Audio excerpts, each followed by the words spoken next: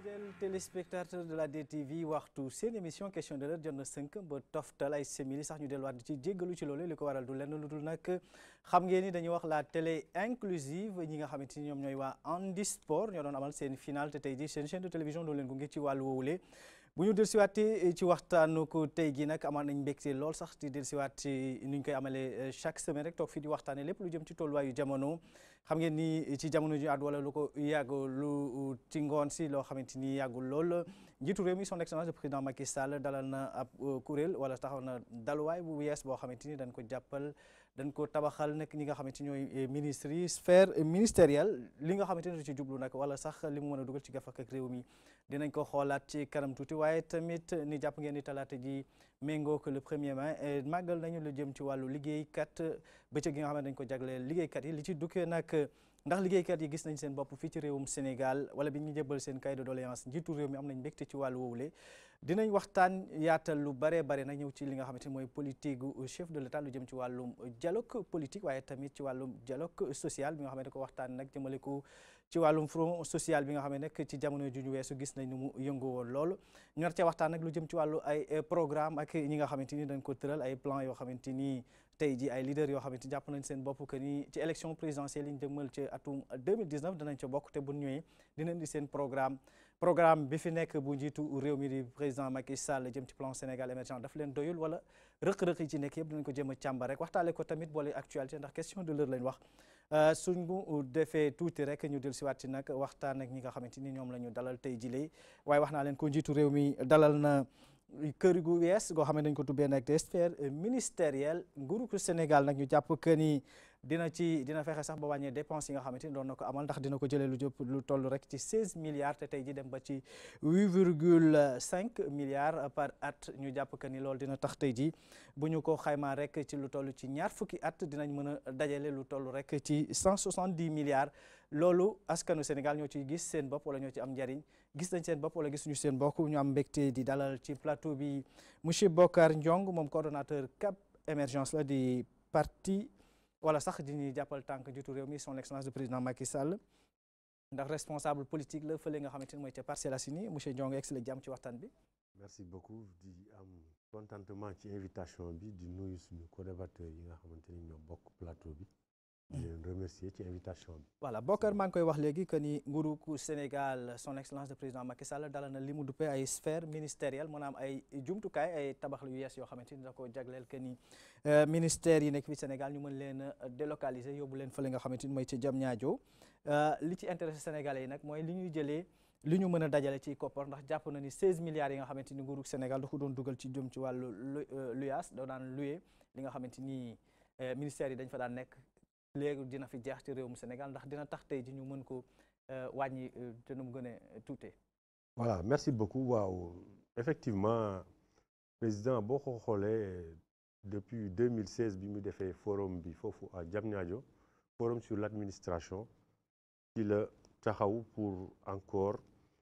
créer ay jumtukaay yoo xam ne dinañu mën a alléger l'administration parce que tey jii boo ko xoolee bi mu jëlee réew mi déjà en 2012 càmbaroon na li nga xamante ni moo doon auditu administration bi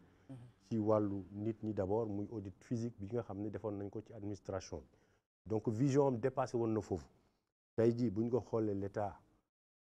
mooy premier bailleur parce que d'abord ministères yi boo ko xoolee bëri nañu te aussi en termes de patrimoine bâti muy maanaam kër yi nga xamante ne état bi mu ngi ko utiliser yooyu bëri nañu te nga xam ne aussi yi nga xam ne état bi moomu ko daf ko loué donc tey rationalisation yi nga xam ne moo jëm ci wàllu politique publique yi moom loolu dafa doon loo xam ne président lu mu gëm la te il fallait que mu matérialiser ko donc tey sphère u Diamniadio bi nga xamante ni moom la ñu inauguré pour délocaliser ministères yi jëm foofu ci dynamique boobu la dugg boo ko xoolee ni ñu ko évaluer nee nañ ci 10 ans yi nga xam ne lañ jógee de 2006 jusqu'à 2016 état bi daanaka ñàkk na ou bien dugal na ci wàllu xaalis lu tolloog ci 130 milliards donc loolu bu ñu ko rationaliser tey ñu jël 56 milliards ñu créer sphère bi nga xamante ni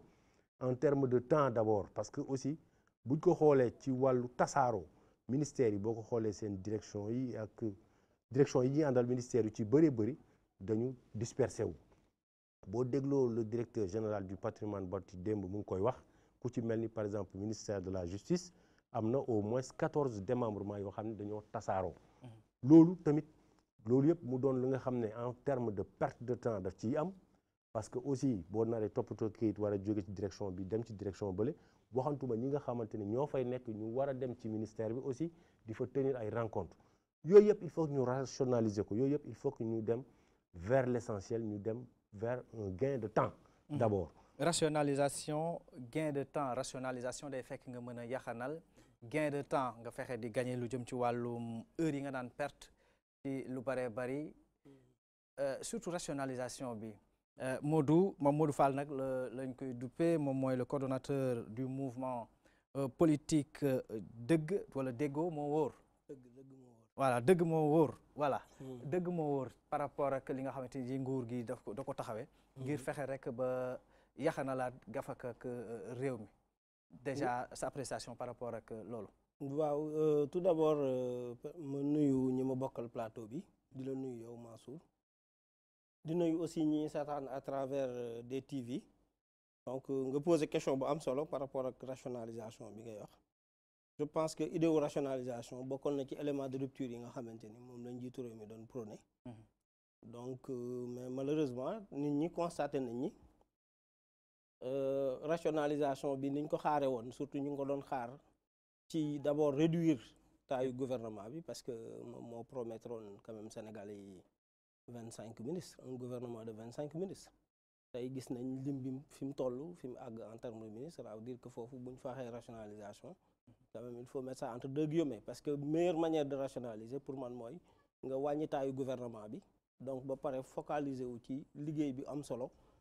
pour faire développer le Sénégal muy benn quand même sphère ministérielle bi moom man dama koy saluer je pense que idée wu décentraliser dana permettre à ce que Dakar respirer un peu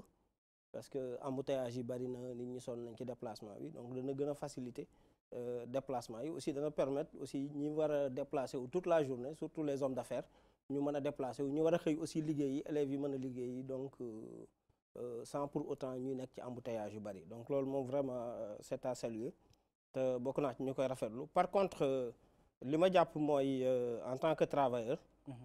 construire ay bâtiments baax na c'est bien de construire des bâtiments créer sphère ministérielle baax na mais aussi bâtiment du bâtiment yi du ñoom ñooy liggéey doomu aadama yi nekk ci biir bâtiment voilà doomu aadama yi nekk ci biir bâtiment yi ñooy liggéey muy ressources humaines bi mais ressources humaines boobu donc déjà est-ce que ña fay toog di liggéey ñooñu déjà dinañ nekk ci conditions yu leen mën a permettre ñu liggéey même bu ñu nekkee ci bâtiment yu sophistiqué yoo xamante ni mën nañ ñi peut-être comme ni ñu koy waxee c'est des immeubles intelligents wala affaire yu demee noonu est-ce que réellement ñooñu nekk nañ ci conditions yu mën a travailler correctement muy benn deuxièmement est-ce que ñooñu noonu seen condition de travail comme ni ñu ko waxoon dañuy moderniser administration man depuis forum bi j'ai participé à pas mal de débats en tant que président de l'amicale des travailleurs du rectorat de l'université Anta Diop de Dakar donc je suis acteur depuis document yooyu bañ ko tënkee ba léegi kenn revenir ci amul benn Sénégalais bu la mën a wax ni jël nañ mesure sangam par rapport ak modernisation de l'administration boobu ñuy wax maintenant c'est bien de construire de nouveaux bâtiments mais nit ñi fay nekk bu ñu nekkul ci conditions yu liggéey je pense que du la jural dara muy benn deuxièmement est-ce que sóoraale nañ par rapport ak aussi environnement bi li war a génn ci autoroute à péage bi ak déplacement yi parce que il faut ñu xam ni flux bi bu augmenté ak ñan lañ fay yóbbu flux bi bu augmenté ñu war a jóge Dakar te dëkkuñu fa parce que Diamniadio quand même foofu nekkagul cité boo xamante ni nii nit ñi dañ fay dëkk waaw peut-être dana am quelques logements rek mais logement yoo xamante ni aussi habitat social la ñu waxoon te gis nañ ni coût yi nga xamante ni nii moom la ñuy jaayee appartement yeeg yooyu buñ la waxee presque defuñu ko pour góorgóorlu c'est extrêmement cher te kenn ku ne xam na salaire u travailleur sénégalais sénégalais en général seen salaire demewul noonu parce que peut-être buñ ci génnee dépenses yi ñuy def seen kër dimbali seen njaboot et cetera fay ci facture yeeg yooyu. xam naa dañ ci dikk ci kanam sax te buñ duggee dans le vif du sujet. voilà donc moo tax daal taxawal démb ay ponk lu jëm ci wàllu SMIC bi. yaakaar naa ne njiitu réew mi am na loo xamante ni jot na ko ci jël à travers le ministère du travail. dañ ci dëkk fexe ba revaloriser lu jëm ci wàllu ñi nga xamante ni tey ñooy fonctionnaires yi lu ñuy am yaxanal seen gafaka mais fexe tamit ba ñu mën a am un pouvoir d'achat boo xam ne assez conséquent xam naa ni peut-être ay mesures la yoo xamante ni lu jëm ci wàllum année sociale bi mu wax. dañ ci digg ngeen ko yaatal. mais ñu bàyyi la nga daaneel rek ci foofu nga nekkoon. ci donc fi ma bëgg a daanelee daal mooy vraiment man saluer naa idée construire décentraliser sphère ministérielle bi. donc dégager tuuti Dakar pour nit ñi mën a respirer. muy benn mais deuxièmement réellement est-ce que condition de travail ñi nga xamante ni ñoom ñoo war a fournir effort bi condition yooyu danañ ko ci boole donc mooy question bi mooy matière grise bi maanaam nit ñi nga xamante ni tey jii ñoom ñooy taxawal foofu. Diaw Fara moom monsieur PSE lañ koy wax xam naa ne bokk na ci wala sax moom mooy coordonnateur bu BAREM di banlieue en action pour la réélection du président Macky Sall. Diaw egsi la jàmm ci waxtaan bi. merci beaucoup monsieur Sow donc maa ngi lay nuyu. di nuyu ñi nga xamante ne ñoom laa bokkal ndoolal plateau bi donc su ma ñëwee un peu ci question bi nga xamante ne moom nga laajte. déet question bi kay dafa am nu ma la koy laajee. d'accord yow particulièrement parce que monsieur PSE nga tuddee sa bopp. monsieur Fall wax na ko léegi Modou damay fàttali que ni moom mi ngi ci daara ju kawe ji. bokk na xam-xamam tamit dafa màcc xarala yu yees yi. nekk na lu am solo loo xamante ni c'est une précision de taille aussi. yow monsieur PSE da ñu jaay vision. une gestion sobre et vertueuse. nii di nga réduire le train de vie de l'État. téléphone yeeg facture yëpp nga wàññi ko. ñu gis que ni ci genn wàll def nga fa ay avancées yoo xamante ni considérable mais li nga yàq ci genn wàll gi à travers des institutions budgétivores dafa jéggi dayo bala ñuy dugg ci sphère ministérielle boobu. donc boo waxee ci institution budgétivore man xaw ma yan institution nga bëgg a tudd. parce que yaakaar naa ne tey état bi. institution boo xam ne rek jóg na pour taxawal ko dafa nekk loo xam ne day amal njëriñ population bi. par exemple au conseil des collectivités territoriales. waaw au conseil des collectivités territoriales je pense que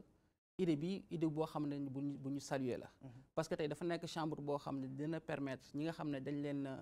leen tabb ci gox-goxaan yi mu nekk chambre boo xam ne ñoom dinañ fa mën a rencontrer wu di mën a waxtaan seen biir. comme ni mu amee assemblée nationale comme ni mu amee conseil économique social et environnemental je pense que au conseil bi dafa nekk loo xamante ne instrument bu am doole la ci démocratie yëpp yi nga xamante à travers le monde gis nañ ko fa donc buñ ko instauré au Sénégal damay jàpp ne loolu lu am solo la. est-ce que dafa am ci dans le monde entier que ñun dañ ko war a am. ah non du loolu sax mais xam nga tey adduna bi dafa am nu muy doxee tey dëkk boo dem rek soit am na ay institutions yoo xam ne. teg nañ ko pour que tamit ku si nekk nga mën a joxe sa rôle parce que tey mënoo tabb ay nit ñu yor ay collectivités locales ñu nekk ay maire nekk ay président de conseil départementaux et cetera donc ñoom je pense que c'est légitime ñu may leen benn chambre boo xamante ne dinañ fa mën a toog di waxtaan jafe-jafe yi nga xamante ne ñoom la ñuy dund si àll bi je pense que loolu waruñu ko bañal daal état du Sénégal. bu ñu dëkkee léegi ci projet wala sax objectif fu sphère ministérielle boobu nga xam ne taxaw nañ ko ci Diamniadio réduire considérablement li nga xamante ni dafa jëm ci le train de vie de l'État rawatina ci kii bi rawatina ci location bi nga xamante ni daan cher lool tey ji ñu war ko mën ko diviser par 2 ci wàllu woowu en tant que monsieur PSE di jàppale njiitu réew mi déjà nooy saluer peut-être nooy gisee li nga xamante ni mooy waaw xam naa loolu ñu koy saluer rek mooy comme ñi nga xamante ne ñoo ma jiitu je pense que ñoom ñaari ñëpp ñoom d'accord nañ ne tey sphère boobu lu baax la ci Sénégal parce que booy xool comme ni ñu ko waxee Dakar dafa nekk dëkk boo xam ne dafa xat tey booy xool li indi tey ñu indi sphère ministérielle de Diamniadio am na lu ko jiitu mooy pôle urbain de Diamniadio tey xanaa ne nekkul rek sphère bu moo fa nekk mais am na ay liggéey yoo xamante ne état bi taxawal na ko fa mais tey sphère bi dafa am loo xamante ne daf koy indi parce que tey mënuñu considérer Sénégal nga nekk ci dëkk boo xam ne da nga naan état bi moom moo fi ëpp suuf bu ñuy wax tey état bi moo ëpp suuf mais booy xool état bi moo nekk le premier locataire sànq sama nattaango bi wax na ko tey lu tolloog benn 160 milliards yoo xamante ne sur 10 ans état bi fay na ko ay loyer te loolu nee nañ dans les 10 ans à venir tey bu ñu bàyyoon état bi di continuer di loyer di louer dinañ ko doubler par 2 dina nekk plus de 200 milliards yoo xam ne état bi daf koy fay tey état bi bu jëlee ay ñoo xam ne ay bailleurs lañ ñu nekk ay sénégalais lu mel ne tey sphère bi ki ko réalisé muy envol immobilier nga xam ne ay doomu Sénégal la dem dans les banques jël seen risque ut xaalis pour ñëw construire après def location vente ak état bi je pense que loolu nekk na loo xam ne dañ ko war a saluer sama nataang bi tamit wax na sànq benn inquiétude par rapport ak tey condition de travail yi nga xamante ne moo fa war a nekk démb seetaan nañ ci télé bi ki nga xamante ne mooy directeur patrimoine bâti bi muy Karim Fofana ma koy nuyu de passage expliqué na ko parce que nee na sphère bi nekkul rek ay bureau mais bay tey booy xool am na ay centre médical bu fa nekk am na juma am na et cetera commodité yi nga xamante ne nit ki nga xamante ne dafa nekk ci bérébu liggéeykaayam dina ko soxla yaakaar naa ne commodité yooyu yëpp prévoir nañ ko fa. beneen inquiétude aussi bi nga xamante ne wax na ko sànq muy par rapport ak autoroute à péage bi bu ñu fàttalee ne tamit instant bi ni Sénégal ñu ngi nekk si benn projet bu am solo muy TER bi xëy na TER bi pareegul mais tey bu paree te dina permettre ñi nga xamante ne ñoom ñooy TER bi nga xamante ni peut-être coût bi à chaque fois dañuy gis mu yokk loolu pour man loolu waxu opposition bi rek la même coût bi bu nekkee ne day nekk loo xamante ne dañ koy dafay yéeg man je pense que TER bi lu am solo la parce que tamit Sénégal moo toll foofu tey dañu doon jël ay car njëga njaay ak jël ay oto pour dem mais tey bu ñu demee ba tey am benn nouvelle ville lu mel ne Diamniadio tey rafet na tey si image du Sénégal ñu am lu mel ne TER pour nit ñi mën a déplacer wu en masse di fa dem je pense que loolu idée bu rafet la tey ñu saluer véritablement li nga xamante ne moom lañ def foofu muy sphère Diamniadio parce que du boobu kese am na yeneen yoo xamante ne peut-être d'ici nawet bi di yéeg d'ici décembre am na yeneen yoo xam ne war nañ ko fa tamit inauguré quoi mu nekk loo xam ne c'est à saluer. voilà ñoom nag bu ñu waxee Diamniadio ñu bëree bëri bu ñu waxee Diamniadio rek am na leader boo xam ne seen xel day dem ci moom moo jàpp que ni vision son excellence weesuwul fii moom nag Penda Ndaw lañ koy wooye moom responsable wala sax moo jiite jigéen ñi nga xamante ni ndaw ñi nekk te doon ay soxna nekk ci parti bu président Idrissa Seck di réew mi. Penda déjà dañ lay féliciter un peu par rapport ak déjà fi nga xamante teg nañ la fa parce que confiance la boo xamante ni nekk ndaw aussi teewul am jom. bu weesoo félicitations yi ñu dugg ci dans le vif du sujet seen vision ñoom Diamniadio gi. nga may ma tuuti rek ma nuyu sama mbokk yi nga xamante ni ñoom laa toogal ci plateau bi di nuyu sénégalais yi nga xamante ni ñoom ñoo ñuy seetaan à travers la DTV di rafetlu jataay bi. Massou, c'est pas pour rien que le président Idrissa Seck à chaque fois su waxee ne la vision du président Macky Sall s'arrête à Diamniadio nit dañuy foog ne waxin la rek da koy wax noonu rek juste pour wax ko mais li koy dëggal saa su nekk rek mooy toujours day jéem a def dara Diamniadio pour embellir. li tax dinaa ci ñëw parce que bu ñu delloo tuuti ci ginnaaw dañu waxoon dañuy réfectionner building administratif bi nga xam ne moo fi nekkoon ñu ngi ko créé en 1953 building boobu bu ñu ko réfectionner dañ ne woon dina nekk jusqu'à 20 milliards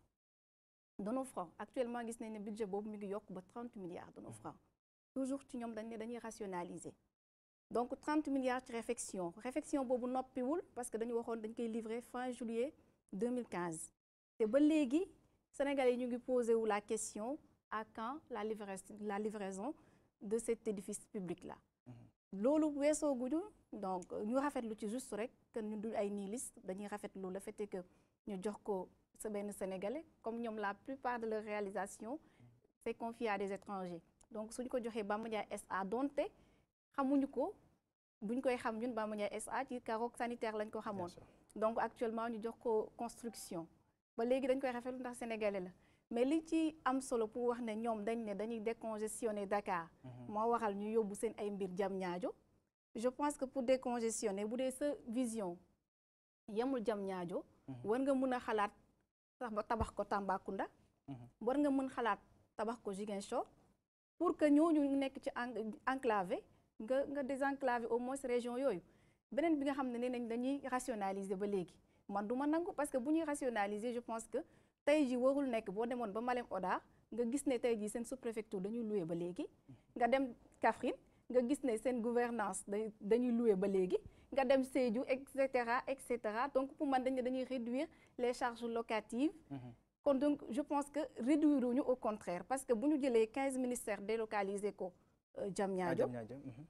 déjà rek pour population yi da nekk loo xam ne tracasserie bu dul jeex d'abord tracasserie bi dans le sens où inquiétude monsieur Fall yi mu doon wax sànq da ciy ñëw tey jii nii Diamniadio amagul ay construction te Diamniadio il faut que ñu rappeler que ne ku sa doole tolluwul fenn fi mënoo fa tabax ndax pour nga tabax fa experts yi ñoo ko wax Seydou Sall il en a parlé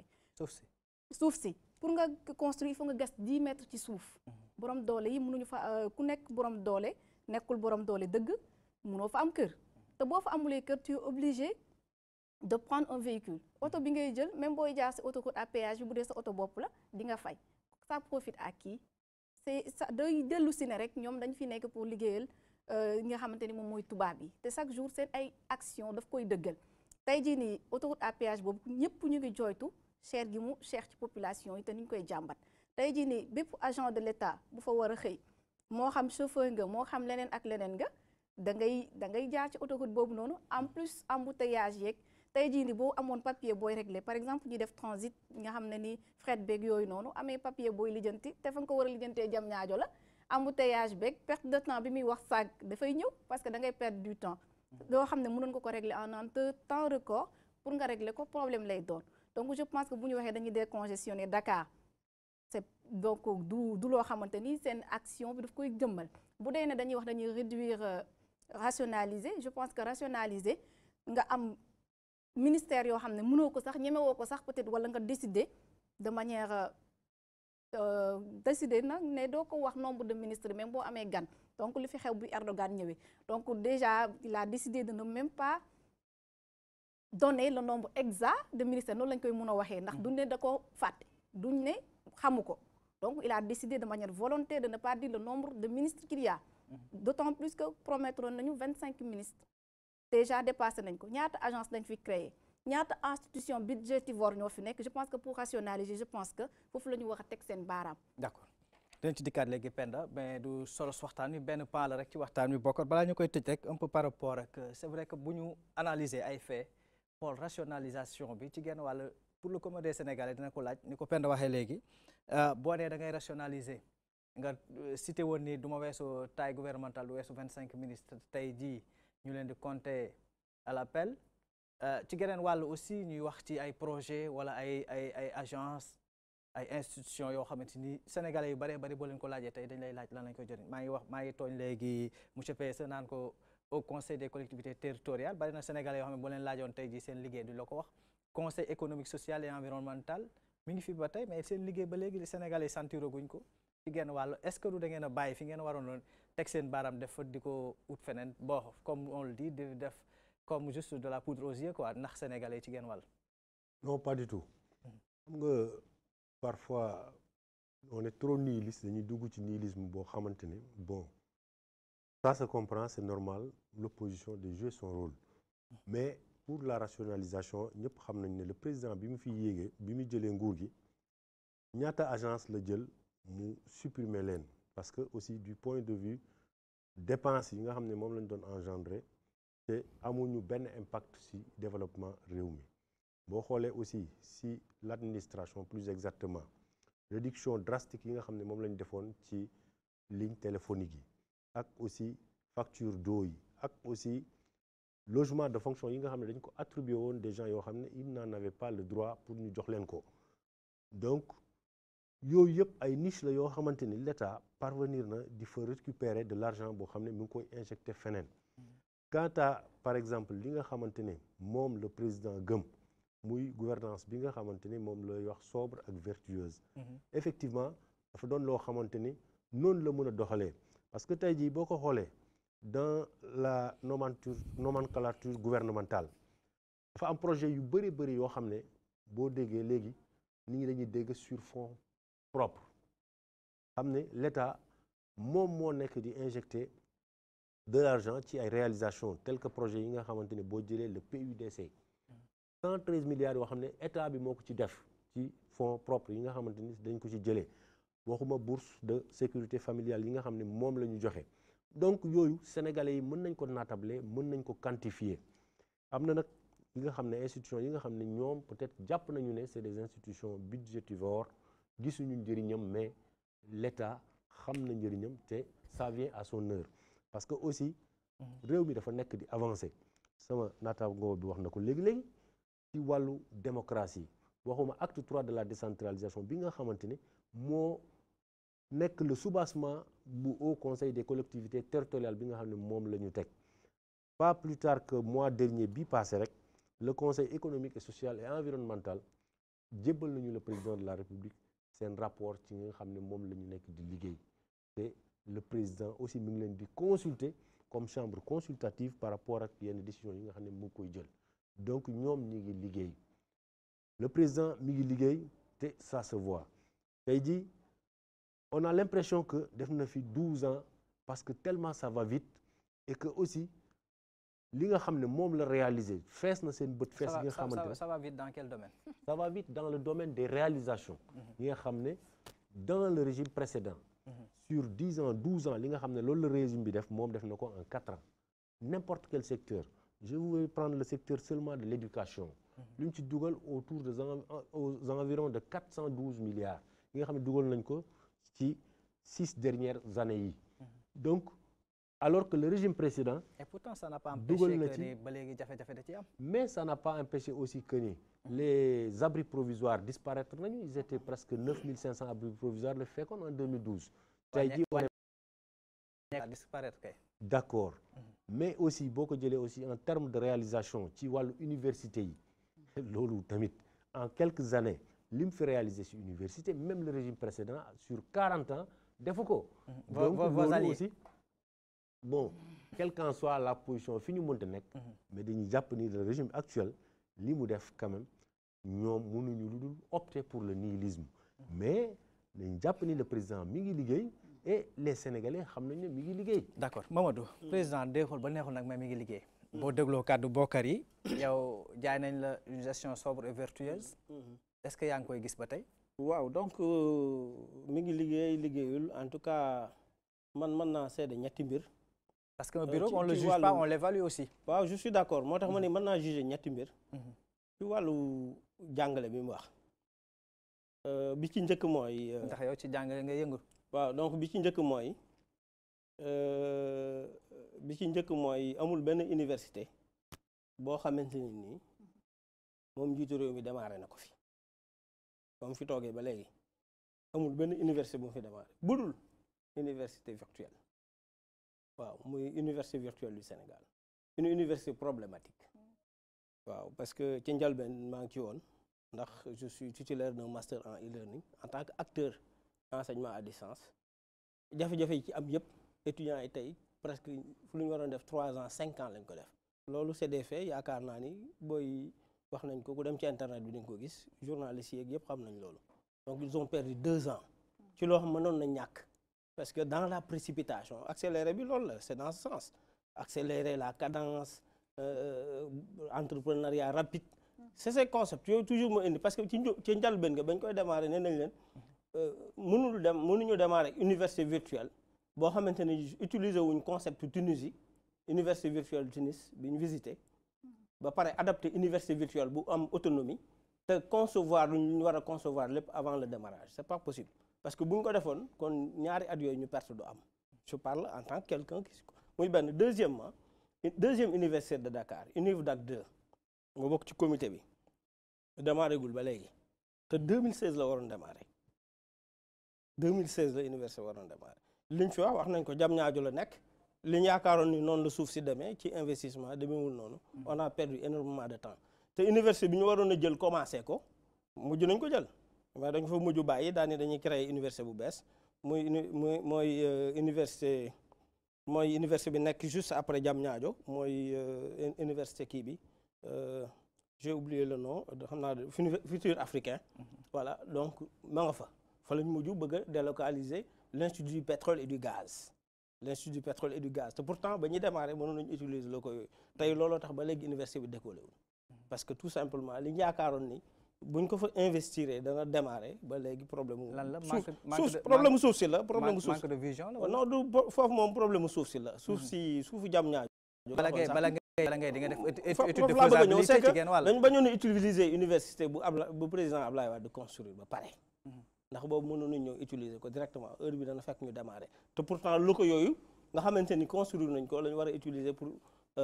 l'institut du pétrole et du gaz kon wax naa ñaari mbir ñetteel bi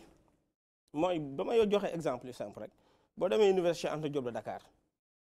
li ñuy wax naan def nañ lu kenn deful xam nga man je ne suis pas nihiliste bi ñu waxee sphère bi sànq dama accepter amul dara loo xamante ni nii lu visible pour le moment wala lu ñuy utiliser lu fa njiitu réew mi def amul. Et les pavillons. non je parle pas de pavillon je parle de pédagogie. pavillon yi dañ détruire ay pavillon di reconstruire. c'est le social. waaw non moom laa la wax pavillon yi non ma continuer lu visible laa wax peut-être ñaari pavillon lañ fa inauguré mooy li amoon juillet boobu ak jafe-jafe yi fi amoon ci njiitu réew mi la fa xewoon. donc waaw non d'accord naa dama la wax dañu détruire ay pavillon di construire yenn tabaxaat yu bees ma leen ma continuer je suis d'accord dama ne dama ni moi je parle de concret pédagogie laay wax.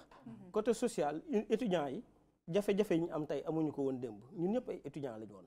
gisoon nañ ni avec le président Ablaye Wade vous me laissez continuer s'il vous plaît. avec le président Ablaye Wade man damay wax réalité. man je ne suis pas là pour contre kenn. xam nga damay wax li am te ku dem da nga ci teg sa loxo. dama ni avec le président Ablaye Wade étudiant bu amul bourse di nga am aide. mu dañ. inscription bi 5000 francs la woon. ñu ñëw inscription bi en L1 première année de licence ñu def ko 25000. léegi imaginez 86000 étudiants ku nekk joxe 25000 te feeñul ci seen aspect pédagogique. il y a 86000 étudiants te 86000 yooyu seen aspect pédagogique loo bëgg a wax foofu. voilà donc conditions yi ñuy jàngee dafa am. voilà conditions yi ñuy jàngee xam nga normalement dafa waroon feeñ ci logistique bi. maanaam jumtukaay yi ñu utiliser des salles bien équipées. xam nga des photocopieuses yoo xamante ne nii boo bëggee photocopier doo am yenn difficultés yi. et cetera loolu la ñuy wax support pédagogique bi accompagner enseignement bi quoi. xam nga parce que au delà de inscription simple dafa am accompagnement pédagogique moo taxoon ñu yokk les montants. calculer 86000 étudiants inscription 25000 te du ñëpp 25000 la ñuy joxe ñu nekk année de licence ñoom ñooy joxe 25000 ñi ci des 35000 la ñuy joxe ñi ci des joxe 75000 en doctorat parce que c'est le système LMD maintenant kooku c'est beaucoup d'argent non seulement étudiants yi ñu ci bari amatuñu bourse léegi ñu yokk inscription yi jële ko 5000 yóbbu ko 25000 feeñul fenn ci seen ni ñuy jànge feeñul fenn ci nit ñuy jànge li fa président Ablaye Wade defoon ñoom ñuy wax UCAD 2 la lu visible boo demee fekk fa UCAD 2 tey jii même ñi fa war a ñëw UCAD 2 la ñuy dem ku am conférence UCAD 2 nga ça c'est le président Ablaye Wade qui l'avait fait il y a UCAD 2 c'est la grande salle de conférence de 1200 places une salle de visioconférence boo xamante ni on enregistre automatiquement une salle multimédia des salles ateliers une restauration plus maintenant des salles pédagogiques yoo xamante ne ni dañ fay defee ay travaux dirigés ak ay TP donc loolu mooy réalité bi am na volonté du président Macky Sall non kenn construire fa dara man université laa nekk fa laay xëy suba ba ngoon fa laa jógee nii ñëw àggaguma sama kër on a réhabilité les amphis dama lay expliquer dañu ay amphis lañu réhabilité man fi ma nekk di fa liggéey muy le centre dañ ko réhabilité dañu réhabilité ay amphithéâtre defaraat waaw mooy maanaam defaraat banc yi peinturaat loolu lañ def comprendre nga loolu mooy li nga xamante ni moom lañ def ci côté boobu donc foofu amul sax comparaison nga dem ci wàllu santé président Macky Sall ban hôpital la fi tabax boo xamante ni moom moo ko fi defar xam nga wax naa sànq enseignement ban na kenn ni ma tel hôpital moom moo ko fi def li ma fi wax ci enseignement supérieur wax ci hôpital ainsi de suite moi je pense que. waaw mais tamit bu ñu limité ci principe bu sacro-saint boo xamante ni que état continuité la aussi. waaw non limite non par rapport ak fi mu waxee laay waxee. état continuité la mais par rapport ak fi mu waxee comparé ñi fi nekkoon li ñu defoon. par rapport ak moom li mu def. en 40 ans jàpp 12 ans voilà moom laa wax loolu laa wax. moo tax ma ni loolu amut. ça n'existe amut. parce que li tax amut mooy boo jëlee salarié sénégalais ku am salaire nag laa wax moi je suis salarié. du temps de Wade à 2000 képp ku amoon salaire entre 2000 2012 ce salaire multiplié nañ ko par 3 wala par 4 ñu may seetaan mën nañ bépp citoyen sénégalais bu nekk travailleur du temps de Wade en 2000 ba 2012 salaire bi nga doon percevoir waxuma je ne parle pas d'indemnité je parle d'augmentation de salaire les salaires ont été augmentés à 2 reprises kenn ku nekk bi mu fi jógee 2012 ce salaire multiplié nañ ko par 3 ou par 4 les sénégalais sont en train de nous suivre. Sénégalais yooyu sax damay expliquer. mbokk s'il vous plaît Sénégalais yooyu s'il vous plaît on s'écoute un peu Sénégalais yooyu sax tax ci waxtaan wi lañ bokk ndax ñoom dañuy def le 88 628 11 22 mën a joxe nag seen xalaat ci li nga xamante ni moom la ñuy waxtaanee tey ji ma bàyyi la rek nga daaneel monsieur Fall. donc damay daaneel donc wax naa côté yooyu yëpp moi je salue les actions du président Macky Sall wax naa ko sànq ci sphère bi mais li ma dul nangu mooy kenn du suul jëfu nit. loolu c'est pas bien ñi nga xamante ni nii yéen 6 ans defu leen fi lu nit ñi deful faut arrêter de dire ça li ma wax nii ci salaire yi les salaires ont été multipliés par 4 kenn du ñu weddi te moom augmenté nañ indemnité bien sûr retenue waaw baisse de l'impôt sur les retenues baisse def nañ baisse bi maximum ki gën a kawe les salaires ay 50 000 la nekk te fële les salaires ont été multipliés par 4. am na ñoo moi je suis j'ai mon bulletin à 2000. am na ñoo xam ne baisse bi impacté na seen salaire. non moi je parle de salaire, d'augmentation de salaire. Mais justement les salaires ont été augmentés 2 fois du temps de Wade. Les salaires de 2000 ont été multipliés par 4. ñi may seetaan nekk ay salariés. boo nekkee salarié non man je suis salarié aussi. voilà léegi yow salarié entre 2000 et 2012. voilà sa salaire est-ce que ça n'a pas été multiplié par 4? S'il vous plaît allez-y Diaw un peu par rapport ak c'est vrai que comparaison n'est pas raison. te monsieur Fall sax bëggul ngeen di comparer 6 ans peut-être wala 12 ans yu président Abdoulaye Wade ak déjà 6 ans yi nga xam ne jàpp ngeen yéen baat ngeen record yëpp. non man sama waa ji man buy wax damay jàpp ne xam naa nekkul Sénégal quoi. parce que damay njëkk ñëw si fi nga xamante ne moom Sénégal gi la nekk defe naa ne Diourbel la dëkk. même bu dëkkee Diourbel. xam nga tey nga ne président deful dara ci enseignement supérieur bi. te moom si commencement ma dafa ne moom si côté ñu ngi koy wax informatique lay jàngale. tey président bu ñëwee tey nga ne construire benn université te nga gis un peu partout dans les régions ñu fay université virtuelle du Sénégal bi man je pense que loolu dañ ko war a saluer. à côté de cela. tey département daanaka boo dem ñu créé fa ce qu'on appelle des espaces numériques ouverts pour permettre étudiants yi mën a fa liggéey parce que tey adduna bi je pense que si xarala yooyu la ñu toll tey nekkatul rek dem fële construire université tey xoolal tey li mu def tey am na jeunes yoo xam ne ku si mel na man daan jóge banlieue bi di jóge foofu à chaque fois de 2006 parce que man 2006 laa ñëw université nekkoon FASEC di fa jóge war a jàng si université mu metti lool tey ñu permettre état bi jël ay des milliers de jeunes xam naa bu ma ko waxee di nga ne école yi kenn fayu leen mais mu jël ay milliers de jeunes fay leen seen jàng tey mu permettre tey ay université wala boog ay école privée yoo xamante ne ñu ngi jàngale dans l'enseignement supérieur nekk Guédiawaye wala ñu nekk Kër Massar tey étudiants yooyu toog seen kër bu ñu xëyee dem jàngi au lieu que ñuy bàyyi seen yitte yëpp ñëw université ñu implanté leen fa ñu nekk man je pense que loolu rek moo gën sax construire ay université parce que tey l'université de proximité dafa war a am tey soxlawatuñu tey man ma jóge Waalo ñëw ba Dakar pour ut ku ma héberger may dem université mais tey bu nekkee étudiant bi tey fa mu nekk tey permettre nañ ko tey mu mën a jàng te du ñëw Dakar je pense que loolu état bi def na ci effort yu bëri yoo xam ne moom mii jàpp naa ne war na saluer loolu tey yi muy wax ay réflexion la ko tuddee wala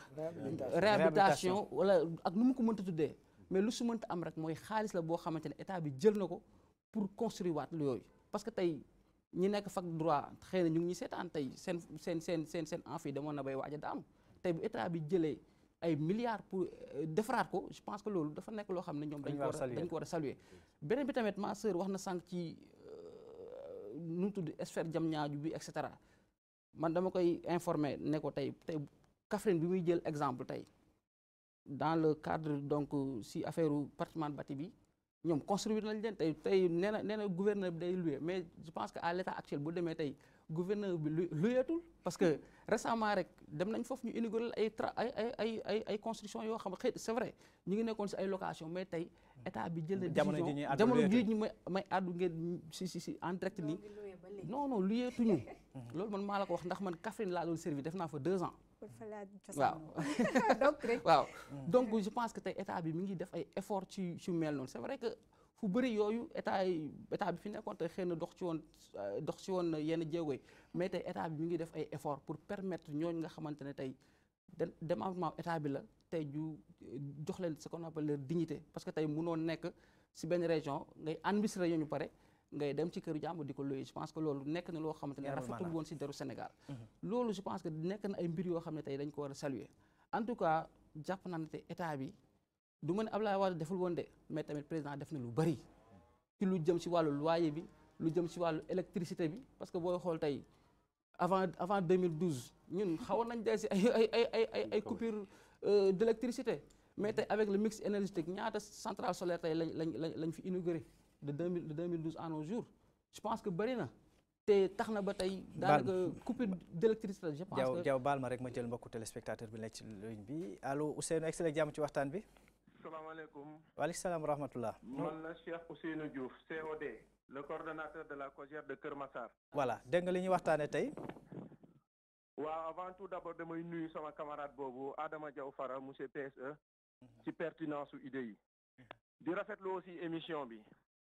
di wax sama camarade boobu nekk foofu di liggéey au niveau du rectorat dama jàpp ni moom buy xëy na day jaar buntu Colonel wala mu génn corniche bi tey ñun am nañu chance tey fekke université jamono Abdoulaye Wade fekke ko jamonoy Macky Sall université sous Abdoulaye Wade anarchie totale la surtout côté campus social bi dafa meloon ni sabar bu tas fépp fu neex waay mu teg di jaay dafay ngoon gi day mel ni marché Colobane mais jamono ji tey boo xoolee le président Macky Sall a libéré non seulement les espaces par le biais de son directeur général à l'époque monsieur Abdoulaye Diouf Sarr tey boo xoolee tey ci wàllum campus social bi avancé li nga xamante moo fa am boo xoolee ay pavillon yu nga xamante yees na peq président de la république dem na inauguré ko te tey boo xoolee am na ay pavillon yu bees yi nga xamante ñoo ngi ko fay tabax devant la mosquée la grande mosquée de l'UCAD am na pavillon bu fa nekk fi nga xamante fa la ancien restaurant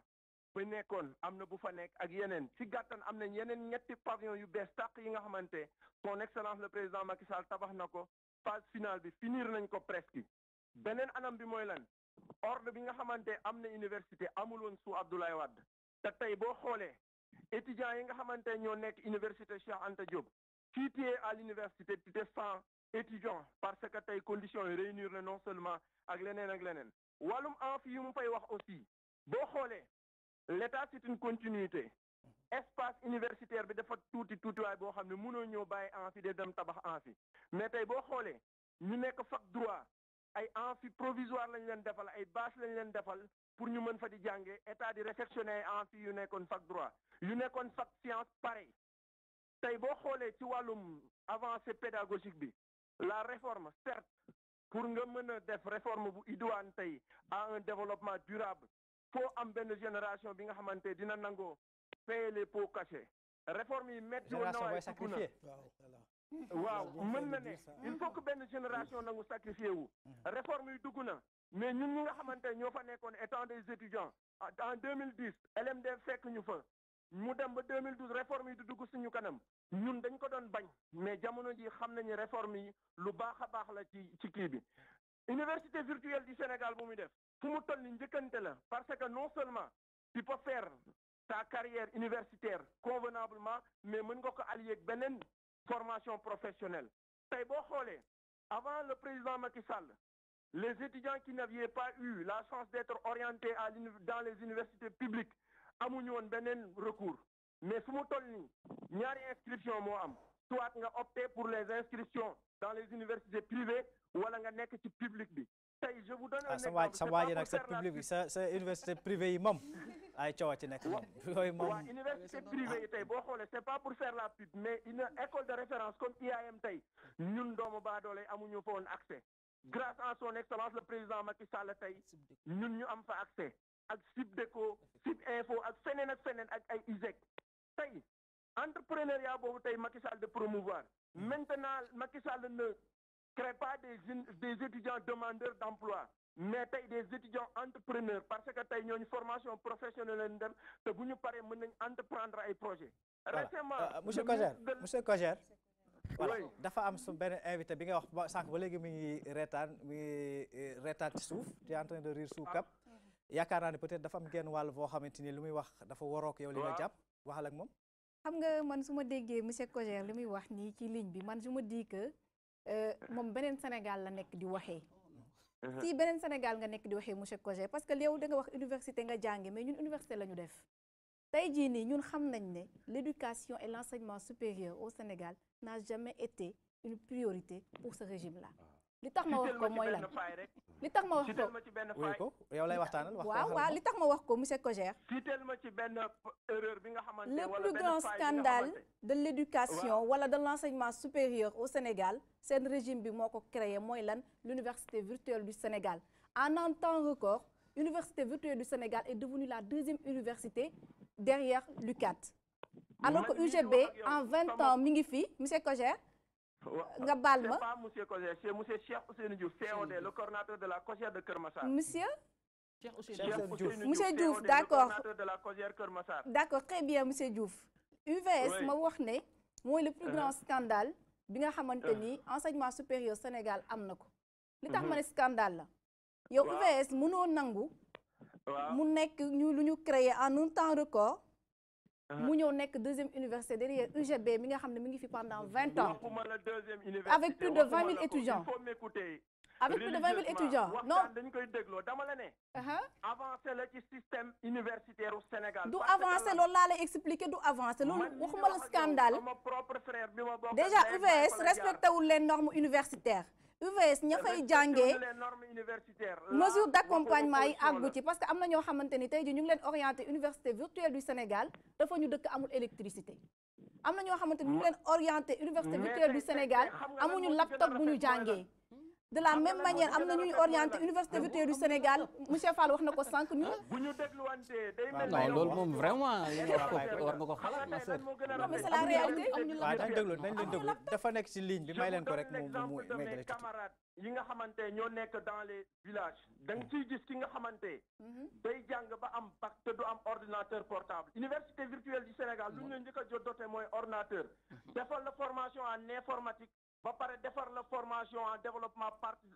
personnel. yow li ngay wax ni da nga mel ni comme si da ngay wax ak nit ñu nga xamante ni amuñu ay mbokk yu ñu orienté foofu wala amuñu fa ay sœur wala amuñu fa ay mbokk université loo ci mënti dégg ci UVS mais est-ce que moom dina nangu frère am ak sœur am di dem université virtuelle du Sénégal. waaw da nga may déglu ñu may déglu xam nañ ni mon propre frère Mbissane Youm Diouf fa lañ ko orienté moom moo ngi fa ba léegi buñ ko fay orienté neex ko woon waaye léegi moo ngi regretté neexu ko woon li tax neexu ko woon neexu ko woon mais fu mu toll nii non monsieur Diouf njëriñ bu ci ne monsieur Diouf université virtuelle du Sénégal scandale bu ko gën a mag ci enseignement supérieur au Sénégal mënoo créer université bu respecté ay normes universitaires am d'accord en 5 ans cette université devient la deuxième université derrière université de 20 ans man je pense que le président Idrissa Seck balaa mu la doon jox jeunesse féminine bi waroon na la jox des informations former la d'abord parce que lii ngay wax ak fu Sénégal tollu jamono ji c'est diamétralement opposé mais on vous comprend vous nous parlez le Sénégal sous Idrissa Seck bu mu nekkee PM le Sénégal dépassé na stade boobu largement le Sénégal ñun jamono ji dañ am fierté parce que ñun émergence la ñuy prôné sous Idrissa Seck avec maître Abdoulaye Wade ce qu'il confectionnait c'est un document de réduction de la pauvreté nous ne sommes plus ci étape boobu ñoo ngi ci beneen étape tey loo bañ wax ak loo mënati gis xam nga ni tey émergence moo ngi dem inauguré nañ tey sphère ministérielle bi gis ngeen ko yéen a ngi fay wax ay waxu ressources humaines sama camarade boobu nga xamante dafa nekk rectorat bi jama jàpp ni tey man mii di wax ak yow Kër Massar laa dëkk AIBD laay xëy chaque jour que je fais mais damay comparer aéroport international bu mu nekkee Dakar man dama doon quitter sama kër 6 heures du matin balaa maa dugg sama bureau à Dakar. waaw COD 8 heures day passé te fii 7 heures 20 monsieur Diouf jógee te damay yegg aéroport international. monsieur Diouf voilà jégalu rek nag dañuy permettre téléspectateurs yi ñuy bokk ci waxtaan bi waaye du ñoom ñoo nekk ci xolu waxtaan bi Diaw COD dafa jël ci lu bëree bëri ci lenn loo bëggoon a wax dama bëgg ñu bàyyi Yacine mu daaneel ci genn wàll ci interpellation yi parce que bari na waaw da ngay daaneel de toutes les façons waxtu bi permettre nañu ñu clôturer wàllo dugg nañ sax dans le vif du sujet parce que ci lu mel noonu lañ naroon a wax jëm ci politique ou sociale taxawaayu njiitu réew mi tey ji bi nga xam ne nag dëgmal na ko ci askanu Sénégal donc je pense que damay réitérer li ma doon wax sànq rek parce que mënoo wax ne yow da ngay poser ay jalons def nga ay réalisations yoo xamante ni yow c'est fictif ça ne ñoom ñoo ko gis sénégalais yi ñu ngi ci dëkk bi du dundandoo ak ñoom dugg nañ sànq université Cheikh Anta Diop tey jii nii mënoo wax ne université virtuelle du Sénégal du scandale li tax ma ne scandale la mooy wax naa ko sànq université boo xam ne créé nga ko en l'espace d'un temps record matul sax 5 ans mu nekk deuxième université du Sénégal derrière UGB mi nga xam ne def na fi 20 ans ci lan ci 2 ans yoo xam ne étudiants yi perdre nañ ko ñu camoufler ko rafistolé ko de sorte que tey jii nii ñooñu jox nañ leen seen diplôme première promotion bi te tey jii nii ñoom ñëpp xam nañ ne frôlé nañ année blanche li may wax ne éducation ak enseignement supérieur mosul nekk seen priorité ci régime bii nii d'ailleurs bi ñuy ñëw amuñu woon déjà benn programme moo waroon concertation nationale bu ñu ñëwee def concertation nationale pour am benn tableau de bord la woon pour lan conduire terewul ñu nekk ci pilotage à vue di rafistoler di continuer amuñu programme bu concret non ma àggali foofu noonu déjà pour wane ne rek nekkul seen priorité tey jii nii def nañ pose première pierre université du Sine Saloum def nañ pose première pierre université Diamniadio tey pierre yooyu yëpp réer nañ te li gën graaw ci affaire boobu noonu mooy monsieur Fall wax na ko sànq Université du Futur Africain fekk nañ ko fi lu tax àggaliwuñu ko c'est-à-dire ñoom dañu nekk fii nii di expliquer Sénégal boo xam ne ñoom rek ñoo koy dund loolu moo ci graaw alors que ñun ñu ngi am suñuy petites sœurs yi am suñuy ay petits frères yi nga xamante ne ñu ngi ci école yooyu noonu di fa jàngee te di ko dund. d'accord Diaw ci lu gàtt rek s'il vous plaît un peu ci en 30 secondes ñu bàyyi la nga dalal ci wàllu woowu Penda dafa wax que ni li ngeen di expliquer ni que ni ci yéen rek la nekk baal ma rek ma jël mbokku téléspectateur bala ngay wax allo salaamaaleykum. waaleykum salaam. sëñ bi noo tudd ak foo ñu woowee. Abdou Fall Dakar. Abdou excellent jàmm ci waxtaan bi. d'accord di leen félicité waat encore ci seen impartialité parmi toutes les télévisions du Sénégal dama koy réitérer chaque fois su ma wootee. Vous êtes vraiment impartial. Bravo DTV. merci beaucoup bon damay ñëw ci jeunes yi daje foofu. yéen la Sénégal yaakaar suba. je pense que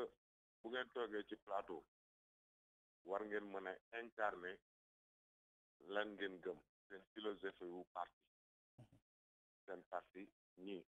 ay républicain lañ ñii ay socialiste lañu wax ci seen parti fan la bëgg a jëmale réew mi wax seeni programme maîtriser seeni programme bu ngeen ñëwee toogal ci seeni dirigeant waa gouvernement ne ñun kat def nañu nangam les opposants am ngeen sañ-sañ ne nangam bi kat def ngeen ko mu baax mais bu ngeen ko defee woon nii ñu xam ne yéen ñoo ngi leen di jàngal ci seen biir parti mais nii ngi leen di doxalee nii bu ñu jàngee dara ci li ngeen di wax que yéen a ngi xëccoo ñu gën a daal tuuti quoi. la jeunesse sénégalaise da ngeen war di génne ay idées yu pertinent ne ñun kat nii la ñu gisee politique bi kat nii lañu ko gisee sur le plan économique sur le plan social lii moo xam ci réew mi sur le plan agriculture lii kat gis naa ne président moo ngi koy def waaye président bu ko defee woon nii yéen jeunes yi yéen la réew mi yaakaar bu leen fàtte loolu buñ leen omnibuler teg leen ci ay canevas yoo xamante ne nii du ngeen comprendre dinaa leen xamal leen président Macky Sall bi ñu fi taxaw di wax naan leen je réduirai cette opposition à sa plus stricte valeur wax boobu dafa mel ni yéen ak seeni dirigeants yëpp da ngeen koo fàtte ñaata élection ñoo fi jàll à chaque fois da leen di bluffé nax leen ba gagné leen opposé wu leen mais opposé wu leen intelligemment à la plus belle manière génne ay idée di teg mais pas lii baaxul non il y a des choses à améliorer il y a beaucoup de choses à améliorer parler de la politique de développement wax leen lan mooy dimbali askan wi problème éducation bi fi jàll nii kan ci yéen ñëpp muy état comme opposition kan ci yéen rek moom moo ko gàddu à bras le corps xalaat solution personne ñan ñoo ci souffrir élèves yi ak seen parents la population sénégalaise elle est maintenant éveillée bi fi gars yi di woote manifestation pour assemblée kan moo génn personne soyez conscients le peuple sénégalais est éveillé président Macky Sall bu yeggalewul bu deful lu normal population bi dañ ko fiy jëlee yéen les opposants là dimbali leen seen bopp ngeen dem seen parti jàngi wat seen patron yi nañ leen jàngal d'accord nañ leen jàngal moo gën xuloo bi ngeen def ci télé bi d'accord sama sëriñ voilà monsieur Fall ñu lay jaajëfal ñu bàyyi en 30 secondes laa la mayoon waaw bon xëy na li ñu waroon discuter ci côté enseignement supérieur xëy na am na lu mu ci bëggoon égale sax mais li mu ci lu gàtt lépp ci waaw politique gu gouvernance su njiitu réew non dama la bëgg a xamal ne rek tey président Macky enseignement supérieur daf ko inscrire dans ses priorités parce que tey mënoo tabax réew te amoo ay cadre mënoo tabax réew te amoo capital humain bu dëgër même au delà ENO yi ñu doon expliquer mais mu ngi def ce qu'on appelle des ISEP tey booy xool région yu bëri bu ñu koy def ay ISEP yoo xamante ne day permettre te jeunes yooyu am foofu seen ay propre formation am na ISEP de Matam bu Thiès et cetera yu bëri mu ngi koy construire man fenn rek laa bëggoon nag daaneel mooy ci li ñu wax sànq si qualité de sol bi nekk Diamniadio et cetera man je pense que loolu warul nekk un débat parce que tey experts yi montré nañ ne suuf bi nga xamante ne moo tabax palais de la République tabax fii building administratif bi même sol moom moo nekk fële Diamniadio donc li ñu war a xam rek mooy tey nañ xam ay experts yoo xamante ne ay ingénieurs yoo xamante ne tey dinañ mën a construire loolu mais suuf bi baax na suuf bi bon na man je pense que loolu c'est pas un débat nañ am ay ingénieurs yoo xam ne war nañ fi mën a tabax boo xam ne dina mën a dem dans la durée. parce que am na ñoo xam ne sax tabax nañ jaw bu la askan joxe ay coup de milliards la de. c'est pas non même bu dee ay coup de milliards. parce que am nañ ci droit de regard di xool li ngay def gis nañ ñuy tabax ci ndox gis nañ ñuy tabax fu gën a difficile ay si ban. donc man je pense que loolu warul nekk un débat boo xam ne dañ naan wuyi waru ko def Diamniadio na ko def Fongolimbi na ko def Kédougou dinaa dellusiwaat ci yow Diaw allo salaamaaleykum. maaleykum salaam. sëñ bi noo tudd ak foo ñu woowee. waaw man maa ngi dëkk HLM Grand Médine. waaw dégg nga li ñuy waxtaane tey. waaw man waaw dégg naa ko. waaw ñëwal dafa mel ni da ngay déglu sa télé nag. waaw da ngay wàññi télé bu baax nga déplacé wu. en fait dama doon woote rek ndax sànq maa ngi dégg monsieur Faye xaw ma monsieur Diouf. dama nekk ko jeex. waaw pour lii bi la affaire université virtuelle bi quoi maa ngi dégg monsieur wax femme bi nag lu mu wax moom waaw dëgg la femme bi lu mu wax dëgg la virtuelle doxul de. déet waay gars yi nee nañ dox na de. ah doxul de fa laa nekk mais virtuel moom mooy loolu am na ay problème yu rëy si nekk sax. problème yu mel nan yow mi fa nekk problème yu mel nan ngeen di jànkonteel. man ñu am na suñu problème connexion yi ñu ngi fii am nañ problème connexion am nañ problème machine. bon problème bëri na. mënu ma la ko sax. problème bi bari nañ ba mu kenn mën leen a lim. bon ñu ngi suñu problème machine yi ñu ngi suñu problème connexion yi. bon ak am calendrier tam amuñu ko ñun mooy la amuñu lii calendrier universitaire quoi tamit. d'accord voilà ñu lay jaajëfal nga ñu waa Grand Médine Bokar on peut ñu évoluer un peu ci waxtaan bi wala sax ñu dem xool démb li nga xamante ni dañ ko doon màggal muy journée bi nga xam ne dañ ko jagleel liggéeykat yi muy syndicaliste muy askan tout court liggéeykat yëpp ku ne becc nga nag waxtaanee lépp li nga xamante ni yaakaar nga ni tey buñ ko jëfe woon réew mu Sénégal dina gën a jëm kanam suñu naataango bi nga xamante ne moom mooy Codé Ndiaye moom moo demoon place de l'Obélisque daje fa ak liggéeykat yi waaye daje fa ak ministre du travail li ñu wax dañuy dem rek du côté de la régie teewlu ko dellusiwaat ci plateau bi. place de la nation ñu koy woowee place de l'Obélisque fees dell ak mbooloo liggéeykat yi jógee fu ne ci Dakar ngir nag ñëw màggal fête 1er mai ab mobilisation bu mag boo xamante ne nii dafay rek firndeel ne centrale syndicale yi taxaw nañ temm nag ngir jàkkaarloog nguur gi ngir nag fexe ba seen revendication yi ñu daal di ci andi ay saafara. ñu gësëm parce que fu mu nekk nii suba rek dañuy commencé ñetti fanu grève le 2 le 3 et le 4 defoon nañu 48 heures de grève donc ñu ko ne di gësëm gouvernement bi nag mi ngi jéem a lijjanti ay mbiram mais ñu ngi xaar ñu woo ñu bu ñu woowul ñu ngi ko ne parce que rétention information commencé nañu ko démb. mooy domaine dafa nekk direction bi nga xam ne direction état bi la daanaka bi nga xam ne day nager au contre-courant des règles et des lois qui régissent la fonction publique direction yi nga xam ne dañoo yeewu ñu ko jiite indi fa li nga xam ne mooy xaj ak seen et conséquence bi ñëpp xam nañ ko voilà daanaka da ngay gis ñi nga xam ne ay collègues de service lañu pour ñu waxante salaamaaleykum maaleykum salaam sax problème la. kàddu gi nag benn la syndicaliste yëpp dañu jàpp ne faw nag nguur gi daal di wéyal waxtaan yi ngir nag fexe ba revendication yi ñu andi ci ay solution tey nag dañu def rassemblement pour jox leen ñu wax ndax nit ñi aussi am nañu wax droit wax lu ñu xalaat ndax on a des organisations démocratiques lii moo waral tey ñu def rassemblement bi. jawriñ bi yor wàllu liggéey fii ci Sénégal nag moom jàpp ne nguur gi ubbeeku na ngir nag amal ay waxtaan moom nag muy xamle sax ne nguur gi mosul jog ci waxtaan yooyee lépp nag ngir ñu andi ay solution ngir climat social bi daa di am dal. ci la ñu nekk boo xoolee bu baax di nga xam ne li ma nelaw bee mu war lu bari ndax ba 2 heures du matin ñu ngi doon waxtaan ak liggéeykat yi ba déggoog ñoom li ñu déggoog ñoom noonu la ñuy déggoog yeneen liggéeykat yi patron maanaam njiitu central syndicat yi nga xam ne ñoo nekk sama wet mën nañu seede ne wax dëgg yàlla bés yu bari du weesu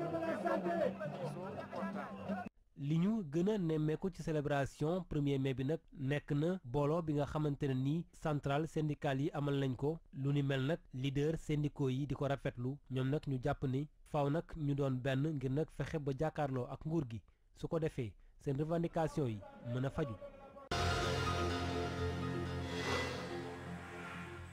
voilà Codé Ndiaye ñu lay jaajëfal suñu dellusiwaatee nag Bokar dégg nga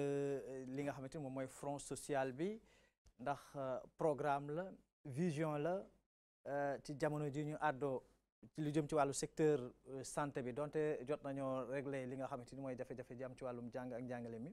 waaye ci wàllum santé coow laa ngi fay des ba tey ndax boo déggoo coordonnateur boobu nga xamante ni moo jiitee kuréel gii wala sax réseau bi nga xamante ni dañ ko tënk tey ji kuréel gi ñu tuppee ànd gësëm di lëkkale ay syndicats yoo xam ne dañ nekk ci wàllum santé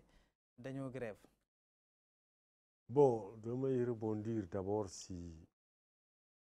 wàllu syndicat wu enseignants yi. di féliciter gouvernement bi par rapport ak accord yi nga xamante ni trouvé nañ ko ak enseignants yi ba tax li nga xamante ni moom la ñu ragaloon muy année blanche bi ñu jóge si pour encore une fois wane ni le président de la République est un homme ouvert au dialogue et avec toutes les couches sociales ci réew mi au niveau de l'opposition comme au niveau des franges sociales. Donc disposition bi mu am ouverture d'esprit bi mu am ak grandeur bi nga xam ne am na ko ren am nañu benn particularité quand même ci célébration wu 1er mai bi muy avancée yu notoire yi nga xam ne régime en place bi mu ngi ko def ci wàllu travailleurs yi ñu signé ay accord yu jëm ci wàllu yokk salaire yi parce que aussi c'est vrai que sunu naataango bi wax na ko ci le régime en place décidé na dina yokk salaire u fonctionnaires yi dans la globalité donc mu doon avancé mais itamit président jël li nga xam ne mooy SMIC bi nga xamante ni 32 000 et quelques la woon te loolu depuis 1996 la woon mu décidé ni dina ko yokk ba à hauteur de 59 000 vers janvier 2019-2020 donc ñu jóge foofu am aussi lu ñu rafetlu parce que aussi bu fekkente ni au niveau de la Sénélec di féliciter encore au passage le directeur de la Sénélec ak l'État ci li nga xamante ne am nañ ko réduction bi nga xamante ne am nañ ko ci wàllu délestage yi mu amoon au niveau de la Sénélec ay travailleurs yoo xam ne pertoon nañu seen ay emploi le gouvernement revenira sur la décision de leur octroyer un CDI loolu aussi ñu koy rafetlu mais aussi li nga xamante ne aussi ñu ngi koy gën a rafetlu muy li nga xamante ni président dogal na ko ci wàllu enseignants yi yokkal leen seen indemnité de logement de façon ci ay moratoire et il aura fallu attendre 4 mois pour ñu mën a am lool. donc la finalité moo ëpp solo mooy juboo nañu déggoo nañu te trouvé nañu ay palliatifs. au point que à quel prix. bon vous savez faut pas sous-estimer aussi monsieur Ndiongue ci genn wàll 4 mois ñu génneel ko ci njàngum koo xamante ni. c'est dans 2-3 mois dañ ko war a évaluer. dinañu réaménager encore calendrier scolaire yi di encore féliciter enseignants yi parce que aussi def nañu preuve de dépassement de beaucoup de maturité ba ñu trouver ce consensus donc loolu moo doon finalité bi loolu la ñu soxla woon donc dire que ni toujours que le président mi ngi ci temps wu dialogue ren syndicats yi gis nañu au terme de la célébration du 1er mai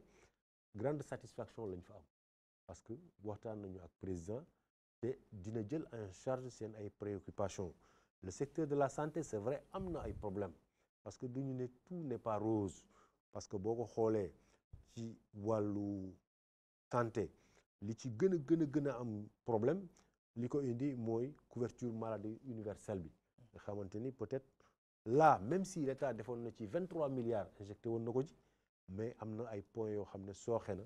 te l'État ak les syndicats ñi ngi discuter pour xool nan lañ leen di fay li nga xamante ni moo am ci seen ay ci arrière yoo xam ne état bi yorale na leen ko mais lépp ça se fera dans le temps et que aussi li gën a am solo te président wax ko il faut que les gens se mettent au travail pour que croissance bi nga xamante ne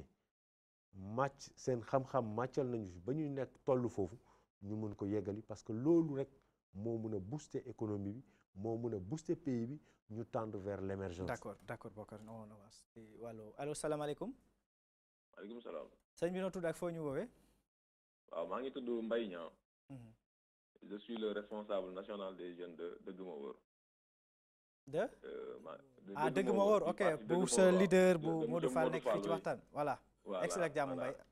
waaw ñu ngi leen di nuyu yéen ñëpp di rafetlu émission bi. excellent jàmm di nuyu suñu président bi toog foofu Modou Fall. di ko remercier ci éclairage yu bëri yi mu apporté. waaw damay wax aussi ne je suis étudiant à l'université Cheikh Anta Diop de Dakar. maa ngi faculté des sciences et techniques ci Modou Fall boobu nekk. FST. donc juste pour préciser que li muy wax noonu moom daf ko xam. parce que yaakaar naa ne yàgg na université yàgg boo xam te ni maîtriser na li fi xew lu bëree bëri. man aussi je suis en master 2 en PC. donc yaakaar naa ne li mu wax ci côté réhabilitation yi amphi yeeg yaakaar naa ak manque d'infrastructure yi ci biir espace pédagogique bi ñun en tant qu'étudiant dañ koy confirmer parce que ñun c'est un vécu lu ñu dund la waaw man par exemple ñun TP yi ñu war a def vraiment ay salle TP la ñu am yoo xam ne ni ça date de l'antiquité je dirais même amuñu matériel bu ñu defee TP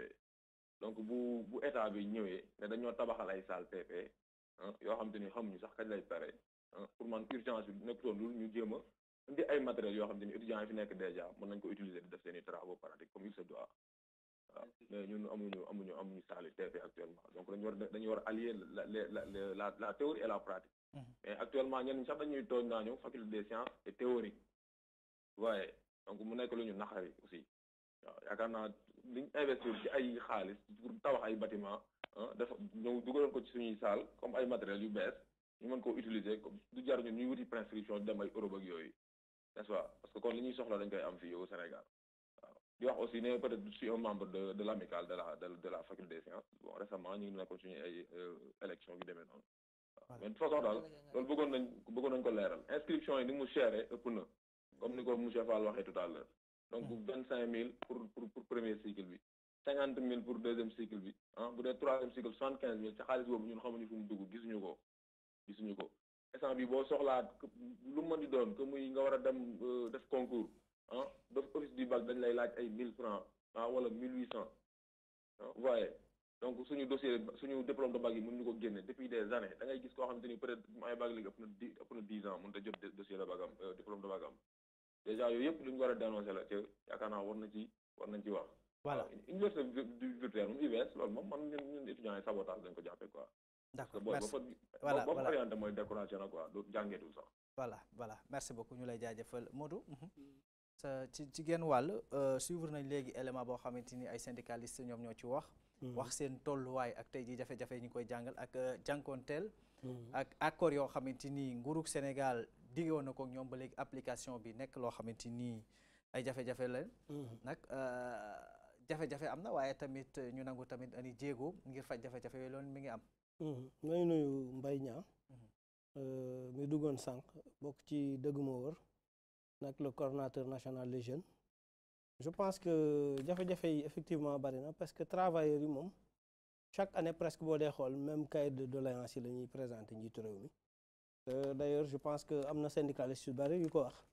duñ ci modifier virgule voilà donc yu bañ a dem effectivement parce que duñ ci modifier virgule parce que même problème yi la ñu dund parce que bu doonee da ngay liggéey comme ni mu ko waxee sànq moi je suis à l'université depuis 1995 donc génnuma fa depuis 95 génnuma université donc yaakaar naa ni xam naa lu fi xew même travailleurs yi jafe-jafe yi ñuy dund aussi moom la ñëpp di dund ci administration bi mooy d'abord avancement chaque année loolu la ñuy wax mënoo liggéey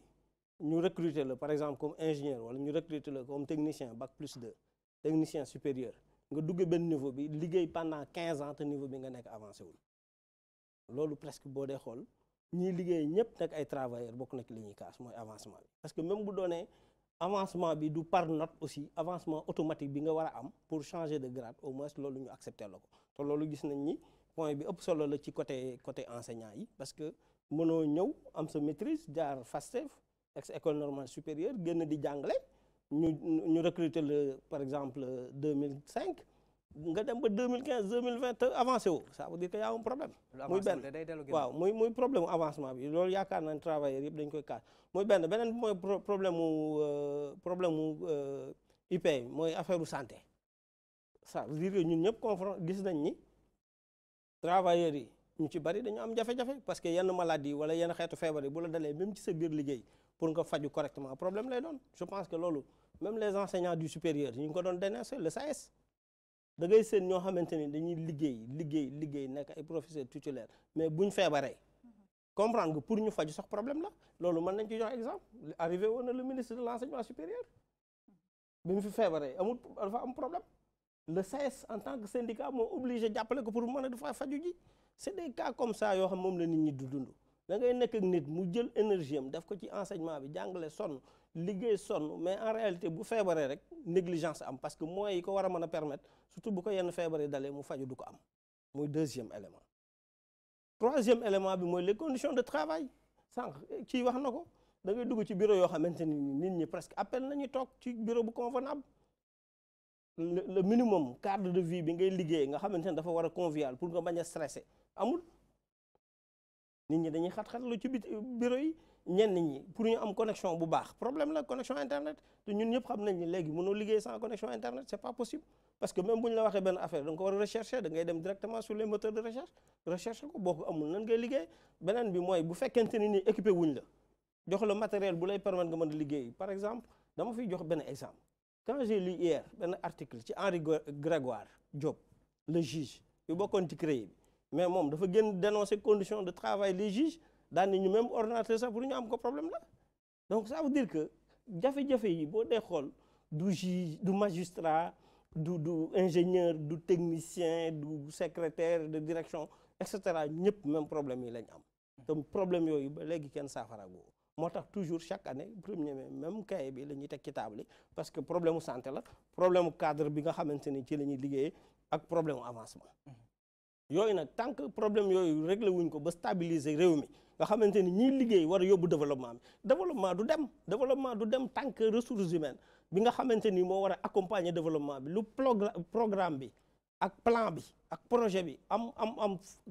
pertinence du point de vue ni ñu ko rédiger réalisable réaliste comprendre nga te nit ñi ko war a dérouler exécuter ko ñooñu nekkul ñu huilé wuñ seen machine huilé wul amuñu assez d'énergie pour dérouler programme boobu du dem day taxaw man je parle comme wax naa ko sànq PSE continuité DPS la le document de politique économique sociale environnementale administration au Sénégal encore une fois dama koy wax pour la énième fois du ay documents yu mën a développer réew mi moo ñu manqué du ay projets yu mën a développer réew mi moo ñu manqué et cetera donc nit ñi ko appliquer ak conditions yu ñu ko appliquer moo manqué wala sànq parce que man nee naa sànq ci départ u débat bi moi je ne suis pas là pour polémiquer dama def ay constat en tant que citoyen sénégalais di def ay remarques di wax pour faire avancer mon pays di poser acte yoo xamante ni jàpp naa ni peut-être buñ ci sukkandikoo comme ni ma ko waxee ci condition ñi nga xamante ni nañuy liggéey nekk ay salariés jafe-jafe yooyu lañ am mais buñ ko saafarawul duñ dem parce que nit ki du xëy am njabootam doomam feebar mu am problème mu jafe-jafe di ñëw di concentré wu ci liggéey c'est pas possible nit ki du liggéey pendant 10 ans am décoré wuñ ko amul avancement amul dara fu mu nit ki liggéey ba retraité encore foofu laay terminer parce que dafa arrivé université en tant que président de l'amicale des travailleurs du rectorat ñun mais dañuy bu amee ay travailleurs yu dem retraité dañuy organiser fête de fin d'année defal leen ay affaire mais da ngay seen un enseignant un professeur titulaire wala kuy liggéey ci bureau dem ba retraité man gis naa ñoo xamante ni liggéey nañ ci bureau 30 ans 35 ans mais retraité rek xëy jël seen i bagage dem mais loolu c'est pas normal c'est pas normal waaw perte la boo xamante ni nit ki normalement fu mu toog pendant 30 ans même pendant 15 ans sax di fa liggéey am lu mu leen jariñ buy dem au moins war nañ ko immortaliser xam nga décorer ko accompagner ko psychologiquement ñaata cas lañ gis man gis naa ci cas ñaata cas lañ gis ñoo xamante ni 3 mois avant wala 6 mois avant buñ gisee ni dañu war a dem retraite rek dañuy feebar commencé stressé xaw a feebar fii jeex et cetera buñ demee retraite bu leen mayee 1 an rek nga dégg ñu ni diw décédé na. D'accord donc ça c'est des cas yu existé yoo xam non damay expliquer c'est des cas qui existent yoo xamante ni nii peut-être conditions yi war a jëlee en charge les travailleurs réellement conditions yooyu moo amul. asalaamaaleykum. monsieur Kébé si la jàmm ci waxtaan bi. waaw maa ngi leen di ziar wér a wér. yal na yàlla nangu ziar foo ñu woowee. waaw man maa ngi nekk Ibrahima Kébé maa ngi leen di woo université Cheikh Anta Diop Dakar. excellent jàmm dégg nga li ñu waxtaanee tey. waaw maa ngi nekk le chargé de la commission finance éthique bonne gouvernance du mouvement Diouf Sarr dooleel Macky. Diouf Sarr dooleel Macky. voilà Diouf Sarr dooleel Macky ànd ak Abdoulaye Diouf Sarr dooleel le président Macky Sall. mouvement bu bees la xanaa. waaw mouvement bu bees la mais am nañ plus d'un an quoi. d'accord waaw joxeel ci lu gàtt rek li ñu dese ci waxtu dafa bariwul. voilà li ma bëgg a wax rek mooy déglu naa intervention yi mais université moomu li fi président Macky Sall liggéey ku ne gis na ko parce que jamono yi nga xamante ni kooku mooy Abdoulaye Diouf Sarr nekkoon fi directeur Kodou ku ne gis na li mu fi def daal bi mu ñëwee pavillon yu bon yi ñu ngi fi woon pavillon yoo xam bu ñu ko fi jëlee woon tey mën nañuy wax université bi ñu fi gaañoon donc bi mu ñëwee ci la démolir pavillon yëpp tabaxal ay pavillon yu bees tax xam nga ay pavillon S ay Q T R ak yeneen yu bees yoo xamante ni amaguñ tur ñoo ngi fi xam nga pavillon yu mel ni N ak xam nga ay F G H I yooyu yëpp dañ leen démolir xam nga donc réfectionner espace bi tey am na ñoo xamante ni si duggoon nañ université avant la période de Abdoulaye Diouf Sarr donc bu ñu duggaatee tey dañuy dépaysé wu par rapport ak liggéey bi ñu ci def éclairer espace bi gazonner espace bi xam nga taal lumière yi xam nga donc loolu même université dafa nekkoon secteur informel fu neex waaye da nga daan jaay sa place xam nga Abdoulaye Diouf Sarr bi ñëwee ci la créé donc les cantines scolaires xam nga donc mu nekk loo xamante ni lu amoo am solo la donc di réfectionner espace bi xam nga toutes les années dañuy ñëw pentiraat espace bi xam nga pompe yooyu xam nga donc mu ne liggéey boo xamante ni si étudiants yi teg nañ ci seen loxo teg nañ ci seen bët donc kenn mënu ko wetti daal xam nga ay pavillon yu bëri def nañ ko fi réfectionné xam nga campus scolaire ak amphithéâtral yi xam nga donc man sama sëriñ li nga naan xam nga xaw ma ci dara fi mu toll nii yaa ngi naan ma xam nga rek li ngay wax nii xaw ma ci dara fi mu toll nii waaw non mais li ma lay wax ni étudiants yi fi ne teg nañ ci seen bët xam nga boo ñëwee fu ci mel ni faculté des lettres le nouveau pavillon mi ngi foofu xam nga nouveau bâtiment xam nga léegi amatuñu problème yooyu fac droit man bi may soog am bac falaa doon jànge te département ji laa nekk xam nga da ngay daan jekk ba si yàgg am ay karo yu daanu ci sa kaw loolu mën na la gaañ mais bi président Macky Sall ñëwee donc ci la nit ñi dañ koy réfectionné donc loolu moom wax dëgg fa yàlla bu dee campus universitaire moom vraiment donc le président Macky Sall est record il a fait un travail colossal donc tout étudiant donc pourrait et pour le campus pédagogique campus universitaire nga wax campus pédagogique nag lan lañ fa def waaw bon campus pédagogique aussi y a des réflexions parce que bu njëkk bëggoon naa dégg nag des constructions parce que des réflexions rek nga may wax côté pédagogique bi aussi am na liggéey bu am solo bu ci am parce que liggéey bu am solo bu ci am mooy bu njëkk da nga naa gis étudiant boo xamante ne day am bac du xam fan lay orienté woo xam nga donc mais léegi système bi dañ ko électroniser léegi yow da ngay ñëw nga def say choix après ñu orienté la donc amul benn étudiant boo xamante ni orienté tuñu la temps Ablaye Wade amoon na fi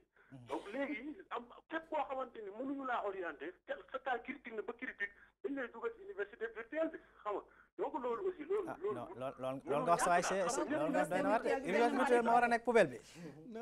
déet waay waa étudiant université virtuelle bu ñu la dégg nañ la mere de c'est-à-dire ce que je veux dire maanaam mooy amul benn étudiant boo xamante léegi am nga bac orienté wuñu la donc ñi nga xamante ni fii bu ñu jëlee campus ba nga xamante ni campus fees na parce que aussi nag loolu kon amoon avant l'avènement de Macky Sall donc loolu mën a continuer ci réew mi xam nga man bi may def première année fii en 2010 xam nga dañ doon nekk 3000 étudiants ci benn amphithéâtre boo xamante ni 1000 personnes lay jël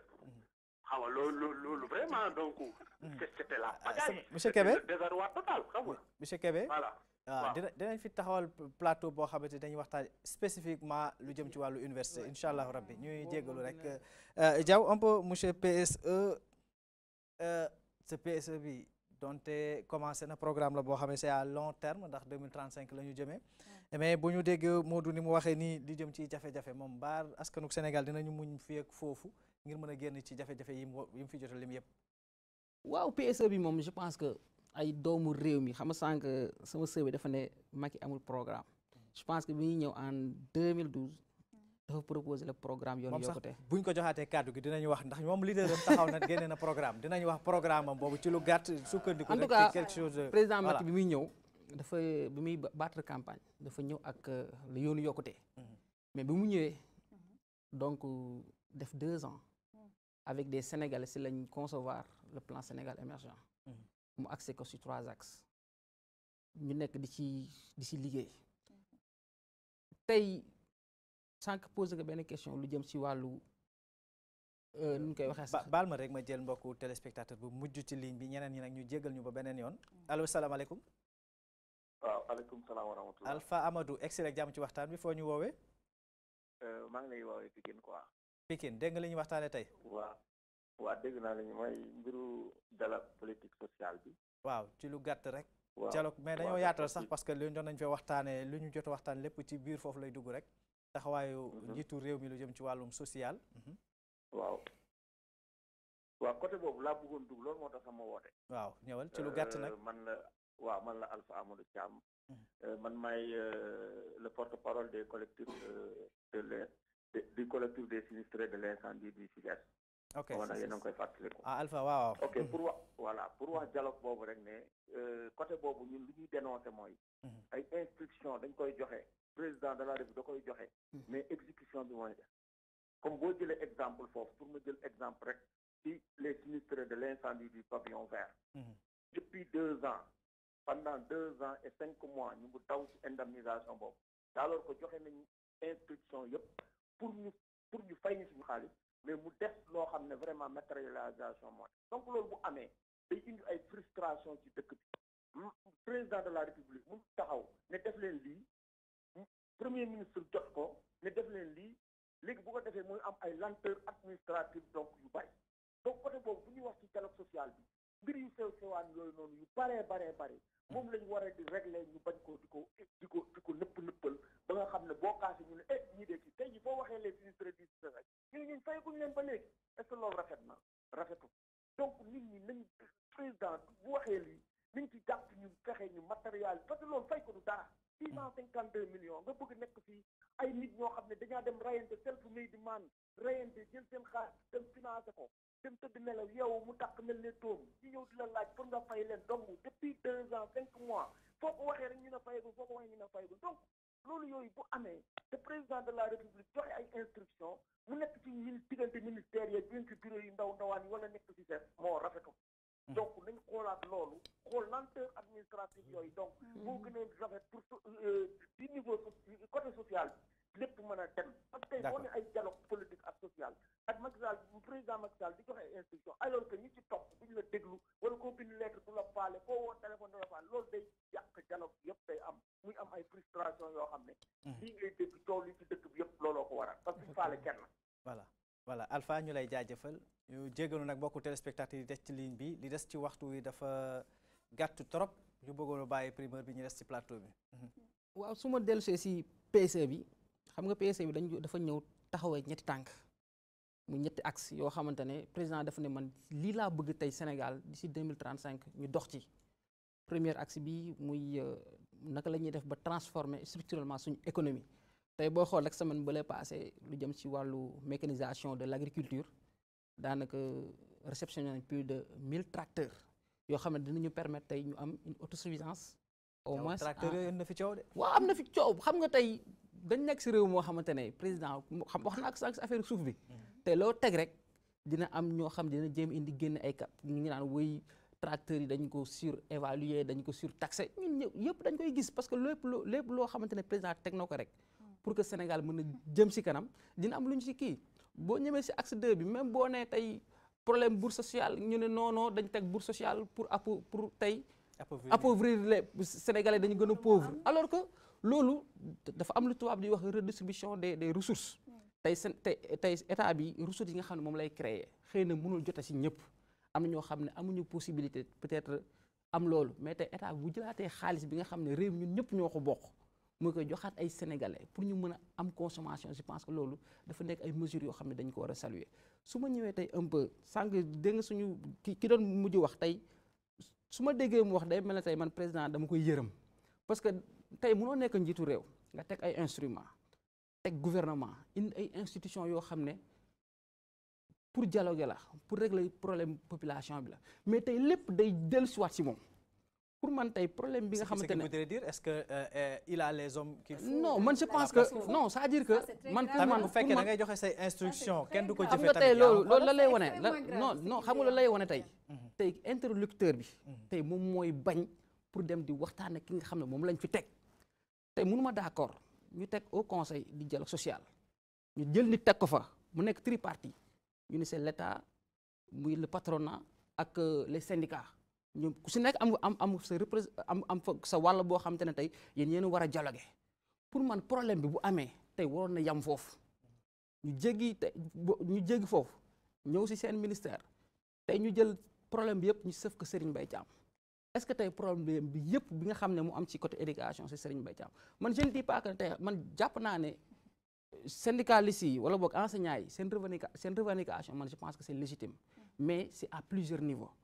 tey am na si loo xamante ne tey ni état bi di doxee am na loo xam ne Serigne Mbaye Thiam mënu ko régler c'est au niveau du ministère du travail non am na loo xamante ne day génn si loxo Serigne Mbaye Thiam day dem si ministère du travail am na loo xamante ne problème mu peut-être indemnité c'est pas à Serigne Mbaye Thiam de les régler mais loolu c'est au ministère des finances donc dafa am benn solidarité boo xamante ne tey ku si nekk rek da nga am loo xam ne moom nga war a kii mais da ngay ñu jël problème bi yëpp ñu ne diw la ba tey booy xool dem nañ ba mujj problème bi toll na foo xamante ne tey syndicats yi dañ ne Serigne Mbaye Thiam est un facteur bloquant tey booy xool lu tax ñu génnee ko ci négociation parce que jàpp nañ ne tey problème bi yëpp moom moo ko kii mais tey lu ñu war a saluer mooy que ne tey président am na grandeur déglu leen wala ñu leen ñun man kat jàpp naa ne tey lii ngeen di revendiquer tey seen droit la parce que tey képp koo xamante ne liggéeykat nga tey su la neexee nga ne man kat soxla naa lii mais tamit état dafa am nu muy doxee dafa am budget man d'accord naa ñu réclamer alignement ñu ne oui parce que tey bac plus 4 la bëgg nañ kat ni ngeen joxee ñi indemnité de 200 000 ngeen jox ñu ko 200 000 ni ngeen joxee ñi 150 000 ngeen jox ñu ko 150 000 mais tamit nañ toog tey ñu dialoguer ñu waxtaan ñu ne tey kat yéen kat li ngeen di wax jàpp naa man état yéen a ngi seen droit mais nañ ko pàcc mais wala nañ ko waxtaanee parce que tey kan moo ciy perte mooy comme ni nga ko waxee sànq élève bi te élève bi nga xamante ne xale la ñu war ko jàngal mu toog 4 mois yoo xam ne demul école mais à qui la faute duñ rek c'est l'État mais d'une part état bi la d'autre part également. Merci beaucoup Yacine, un peu par rapport ak déjà pour ñu évoluer. Penda autant pour moi. ci wàllum déjà programme ñoom plan Sénégal émergent lañu indi. yow sa leader jàpp na ni que lu jëm ci wàllu plan Sénégal émergent boobu du lu mën a jëmale Sénégal ci kanam mu indi beneen programme ci wàllu woowu. Mansour nga may ma tuuti rek ma rebondir ci. boo fi naree rebondir nag doo dem seen programme. may ma tuuti ma rebondir rek. parce que ñoom dañ fi développer lu bëri. loo xamante ni il faut que ñu leeral ko askan bi. tey jii d'abord sur la question de l'éducation crise éducative bi fi amoon donc dañ ci féliciter gouvernement bi ci dénouement bi. mais ndax lan ñu leen ciy féliciter ndax suñu ay rak ndax suñu ay sœurs ndax ñun nous sommes des purs produits de l'école sénégalaise de l'école publique donc duñ mën lu dul rafetlu ko mais am ci nag ay regrets ak ay interrogations regrets yi mooy lan pourquoi il a fallu autant de temps pour vous pour résoudre cette crise pourquoi il a fallu attendre jusqu'à frauder xaw a jege sax année blanche pour ñëw ne dañ koy résoudre te lu koo xamante ni tey dinañ ne woon ñett ne duñ ci dialoguer ñett ne duñ ci wax ba mu nekk dos au mur ñu doog cee ñëw pour résoudre ko beneen regret bi ñu ci am mooy cacophonie bu am entre les affaires étatiques ak li nga xamante ni moom mooy la famille tey jii ni gis nañu crise bi bu ñu koy résoudre donc déjà domicile privé madame la première dame déjà sénégalais yi sax dañuy posé wu ndax moom mooy diriger Sénégal wala ndaxam kilifa gi moo koy diriger donc pour dire juste que cacophonie bi am entre lu ñuy mélanger li nga xamante ni moom mooy affaire étatique ak famille bi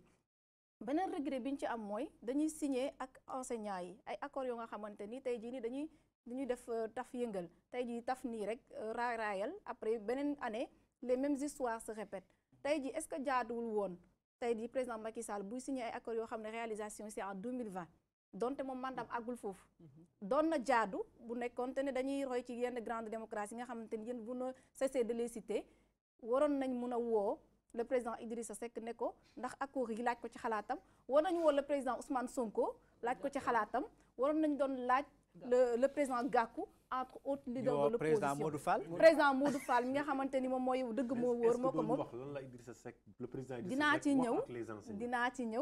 ñëw sax ndax ça est au cœur de notre programme donc dinañ ci ñëw juste pour wax regret yooyu noonu léegi nag boo fi toogee di tourner voilà le temps bi jeex di ko wax programme déjà ñun si rappel rek def nañ séminaire des cadres yi nga xamante ni ñu ngi tëgg programme boo xamante ni dina répondre aux aspirations des Sénégalais te dem nañ recueillir commande citoyenne bi nga xamante ni moom la population yi jox suñu leader le président Idrissa Seck tey jii nii ngir lu nga xamante ni moom mooy suñu programme d'ailleurs sur le plan de l'éducation et de l'enseignement d'une manière générale def nañ ay propositions déjà ñun dañu nekk ne pour l'enseignement dañu di créer ce qu'on appelle le conseil supérieur de l'éducation conseil supérieur de l'éducation boobu noonu ñi nga xam ne ñoo ko war a sekk ñi nga xamante ne ñoo war a nekk ci kuréel googu noonu ñoom ñi nga xam ne c'est des acteurs de l'éducation nekkul ay nit ñu nga xamante ni rek dañuy ñëw sorti de nulle part pour bokk ci donc ce sont les meilleurs proviseurs de lycée les meilleurs directeurs d'école les meilleurs oui c'est de l'utopie en fait xam nga secteur boo koy jox da nga koy jox ñu ko moom ñoom ñoo la mën a xalaatal ñi ko xam dëgg moo ñoom ñoo la mën a wax tey jii nii fan ngay jaar xam nga tey ji wax na fi situation yu bi nga xamante ni nee na bi problème bi amee dañ ne ñëpp Serigne Mbaye Thiam lañ ko jiiñ mais Serigne Mbaye Thiam nag moom waxal coow li ndax c'est le ministre de l'éducation bu penee à ce point ba ni ñu résoudre crise bi à sa place je pense que sa raison d'être de vraiment dara du ko expliquer donc je pense que balaa nga naan naam nag nekk fa ndax ñoom ñoo fi nekk donc moom lu problème bu éducation am nag moom la nañ ko wax rek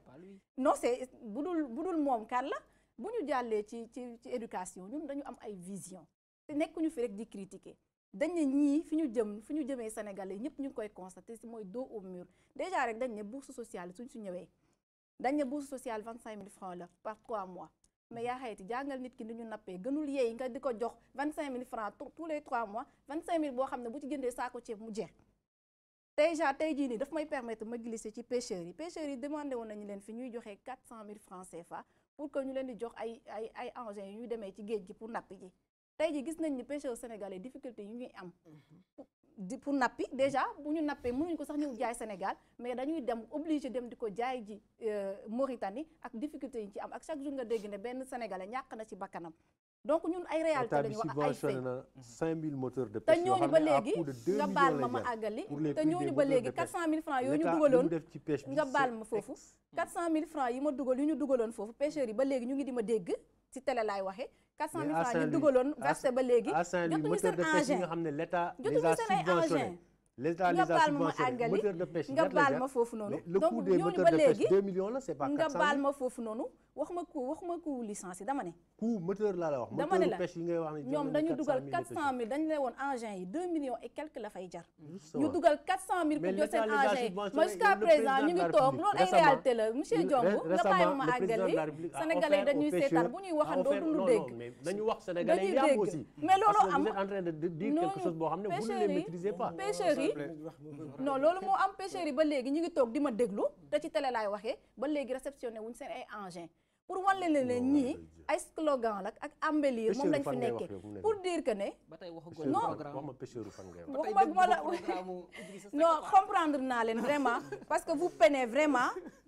xam nga man dama am tuuti ndeysaan déception ci qualité bi parce que ñii ñun bu ñuy wax yéen da leen man bu may wax bu ngeen wax dama leen déglu attentivement dañuy wax ak sénégalais yi waaw mais bu ngeen wax sénégalais yi tamit mais man dama leen déglu attentivement la véracité de ces informations non c'est la véracité de ces informations parce que ci télé laay waxee ci télé laay waxee donc ci télé laay waxee donc man mënoo ma divertir monsieur Diomb danga may bàyyi non danga may jéem a divertir mais waaw du ma mën a divertir ñu def dernier tour de table non du ma mën a divertir sax parce que ñu dañu am programme wax naa la programme bi ñu am ci enseignement bi wax naa la programme bi ñu am ci pêche bi non pas ci pêche bi sax dama la bëgg a expliquer ne ñun dañu am vision toog ci ay plus de 200 cadres toog tëgg programme bi ñu tëggee programme bi soumettre ko à des experts internationaux ngeen bañal keneen ki tamit vision ça c'était kan un moo congrès à am débat. vision Yéen mais vision jàpp bi ngeen jox am nañ ko ngeen mu vision déroulé yéen. xam nga vision boo ko amee da ngay déroulé nit ñi gis tey jii toog nañ fi pendant 6 ans ren ñu ñëw nañu année 2018 mooy année sociale waa léegi année bi moo waroon nekk social wala mandat bi moo waroon nekk social pourquoi selon vous monsieur Mansour pourquoi selon vous ñu xaar ba 2018 seen fin wu mandat en principe ñu ne tey année bi mooy année sociale parce que li tax dinañ wax année sociale ñu nangul leen ko nag parce que dëkk bi nit ñi sonn nañu ndóol gi metti na nañ nangul ne ñun ñëpp ne année sociale parce que pauvreté bi c'est d'une extrémité boo xam ne xaaral ma àggali foofu nga baal ma li tax ma ne dinaa àggali waaw li tax ma ne dinañ ko nangu waaw baal ma foofu noonu rek waaw baal ma àggali foofu noonu ci année sociale bi xam nga tey jii nii 30 secondes waaw d'accord nga baal ma àggali ci année sociale bi sa mot de la fin aussi waaw nga baal ma àggali ci année sociale bi mais mot de la fin s'il vous plaît waxtu bi jeex nga baal ma rek ma àggale ci année sociale bi nga baal ma àggale ci année sociale bi li tax ma ne année sociale bi nii dañu leen koy nangul parce que tey jii nii dañu waxoon déjà ñoom ci bourse sociale yi ne 250 000 ménages la ñuy couvrir aujourd'hui ils sont arrivés à 400 000 ménages day cela veut dire que population yi de jour en jour pauvreté bi dafay gën a yokk loolu mu nekk un fait boo xam ne kenn sosu ko d'accord lu am la voilà merci beaucoup leneen li dinañ ko yaatal Mansour en 30 secondes waxtu bi moo jeex on a même débordé de 4 minutes déjà en 30 secondes s'il vous plaît ce mot de la fin Bokar en 30 secondes. Bon, le mot de la fin c'est l'espoir. Le président est en train de travailler. Il est en train de mi ngi liggéey et puis lépp c'est pas sous coup de baguette magique. Le pays est sur la bonne voie. Il mérite un second mandat. Mi ngi liggéey dans tous les secteurs def na ci ay jéego. Donc il est à encourager, à féliciter. D'accord. Merci. Allez, monsieur Fall. waaw donc man fi may waxee mooy mi ngi liggéeyul en tout cas les experts en économie et sociale le CRAES dirigé par le professeur Ablaye Diagne nee na la pauvreté le CRAES dirigé par le professeur Ablaye Diagne bi nekkoon ancien directeur du CRAEA nee na la pauvreté a augmenté au Sénégal et je pense qu'il y a eu un forum économique et social bu amoon au mois d'avril 2017 muy benn deuxièmement kenn ku ne lire na le journal Le Quotidien wane na le triangle de la famine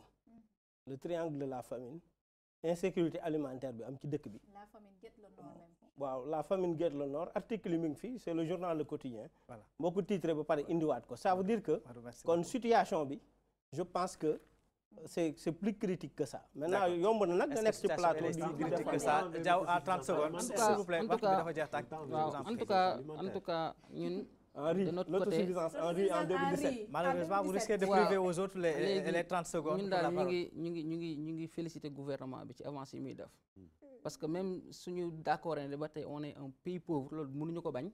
mais nañu jàpp ne de 2012 à nos jours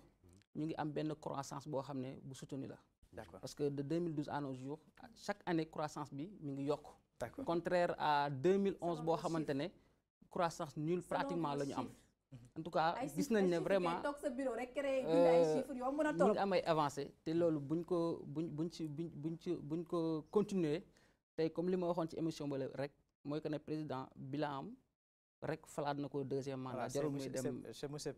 jarul muy dem campagne en 30 secondes yow sax 10 secondes nga war a am parce que wax bi yaa ko wax di am regret su ma leen déggee ñu wax parce que toog ci télé bi aussi di wax loo xamante ni population yi lay seetaan duñ la ko nangul parce que dunduñu ko dafay xaw a doy waar li tax ma ne leen ñii dañuy nekk fii di rêver tey jii actuellement daf leen waroon nekk à l'heure du bilan parce que le président Macky Sall faluñu ko pour 7 ans dañ ko faloon moom moo jël engagement bi donc tey jii heure bilan la waxoon nekk juste rek ma wax sénégalais yi rek ñuy seetaan que ne ñu muñ te ñu tànn nag tànn bi mooy lan tey ji ñu jël alternative boo xamante ni dafay crédible alternative bu crédible moo xam ne mooy un leader politique charismatique boo xamante ni am na programme bu muy proposer citoyens yi waaw dinañ ci ñëw ni ñu proposer citoyens yi waaw incha allah dinañ ci ñëw mais Mansour nga may ma terminer juste rek nga may ma terminer waaw may ma terminer ma def sama mot de la fin bàyyi ma àggali ma def sama mot de la fin bàyyi ma eggale ko mot de la fin rek ma sant au moins téléspectateurs yi ak ñi nga xamante ne ñoo ma yebal fii di jéggalu téléspectateurs yi bu dee gis nañ ne suñuy kàddu am na lu ci débordé ñu xam ne ci matadik doomu aadama la lu gisee lu ci matale aussi ñu xam ne ni peut-être ñu yebal fii nii juumuñu donc di baalu àq ñi ma toggal ci plateau bi rek di rafetlu jotaay bi di gërëm vraiment ñuy doon voilà merci beaucoup galanterie oblige nag mais tey moom da nga waaxu ci genn wàll jégal naa la ko may fàttali seen mbokku téléspectateurs yi tey ñi ngi amoon mbégte doon dalal ci plateau bi Bokar Ndiong di coordonnateur bu CAP émergence di responsable politique APR fële ca Parcelles Assainies bëggoon nañoo gën a am yaatal waxtaane sax APR googu la foofu nga xamante ni mooy ca Parcelles Assainies ndax bari nay coow yu fa am bokkar beneen yoon dañ koy dig daje téléspectateurs yi incha allah rabbi ñu amoon mbégte trop nag Modou Fall doon la dalal ci plateau bi Modou Fall moom mooy coordonnateur bu mouvement politique dëgg moo wóor dëgg nag moom wóor na loolu moom lu leer la merci beaucoup d'avoir fait le déplacement prochainement ñoom waa ñoom bala ñuy selfie wala ñuy def leneen duñu ma bàyyi ba ma jeexal monsieur PS Diaw Fara di coordonnateur bu Baram s'il vous plaît di Barem donc di banlieue en action pour la réélection du président Macky Sall merci beaucoup d'avoir fait le déplacement merci beaucoup à vous aussi et infiniment Penda Ndaw di responsable des jeunesses féminines du parti Rewmi du président Idrissa Seck merci beaucoup d'avoir fait le déplacement ma leen di jaajëfal mbokku téléspectateurs di def mention spéciale équipe technique bi nga xam ne ñoo jàppal ci coordination bi mention spéciale à Issa bi nga xam ne nag mooy daw à gauche à droite mention spéciale aussi sama caméraman yi xam naa ni dinañ jàpp sama nopp waaye ma leen di jaajëfal ndax ñoom ñooy sonn ci li nga xamante nag lu jëm ci wàllu coordination émission bi di leen jox dig daje à l'heure bi ñu dégmal avec toujours le même plaisir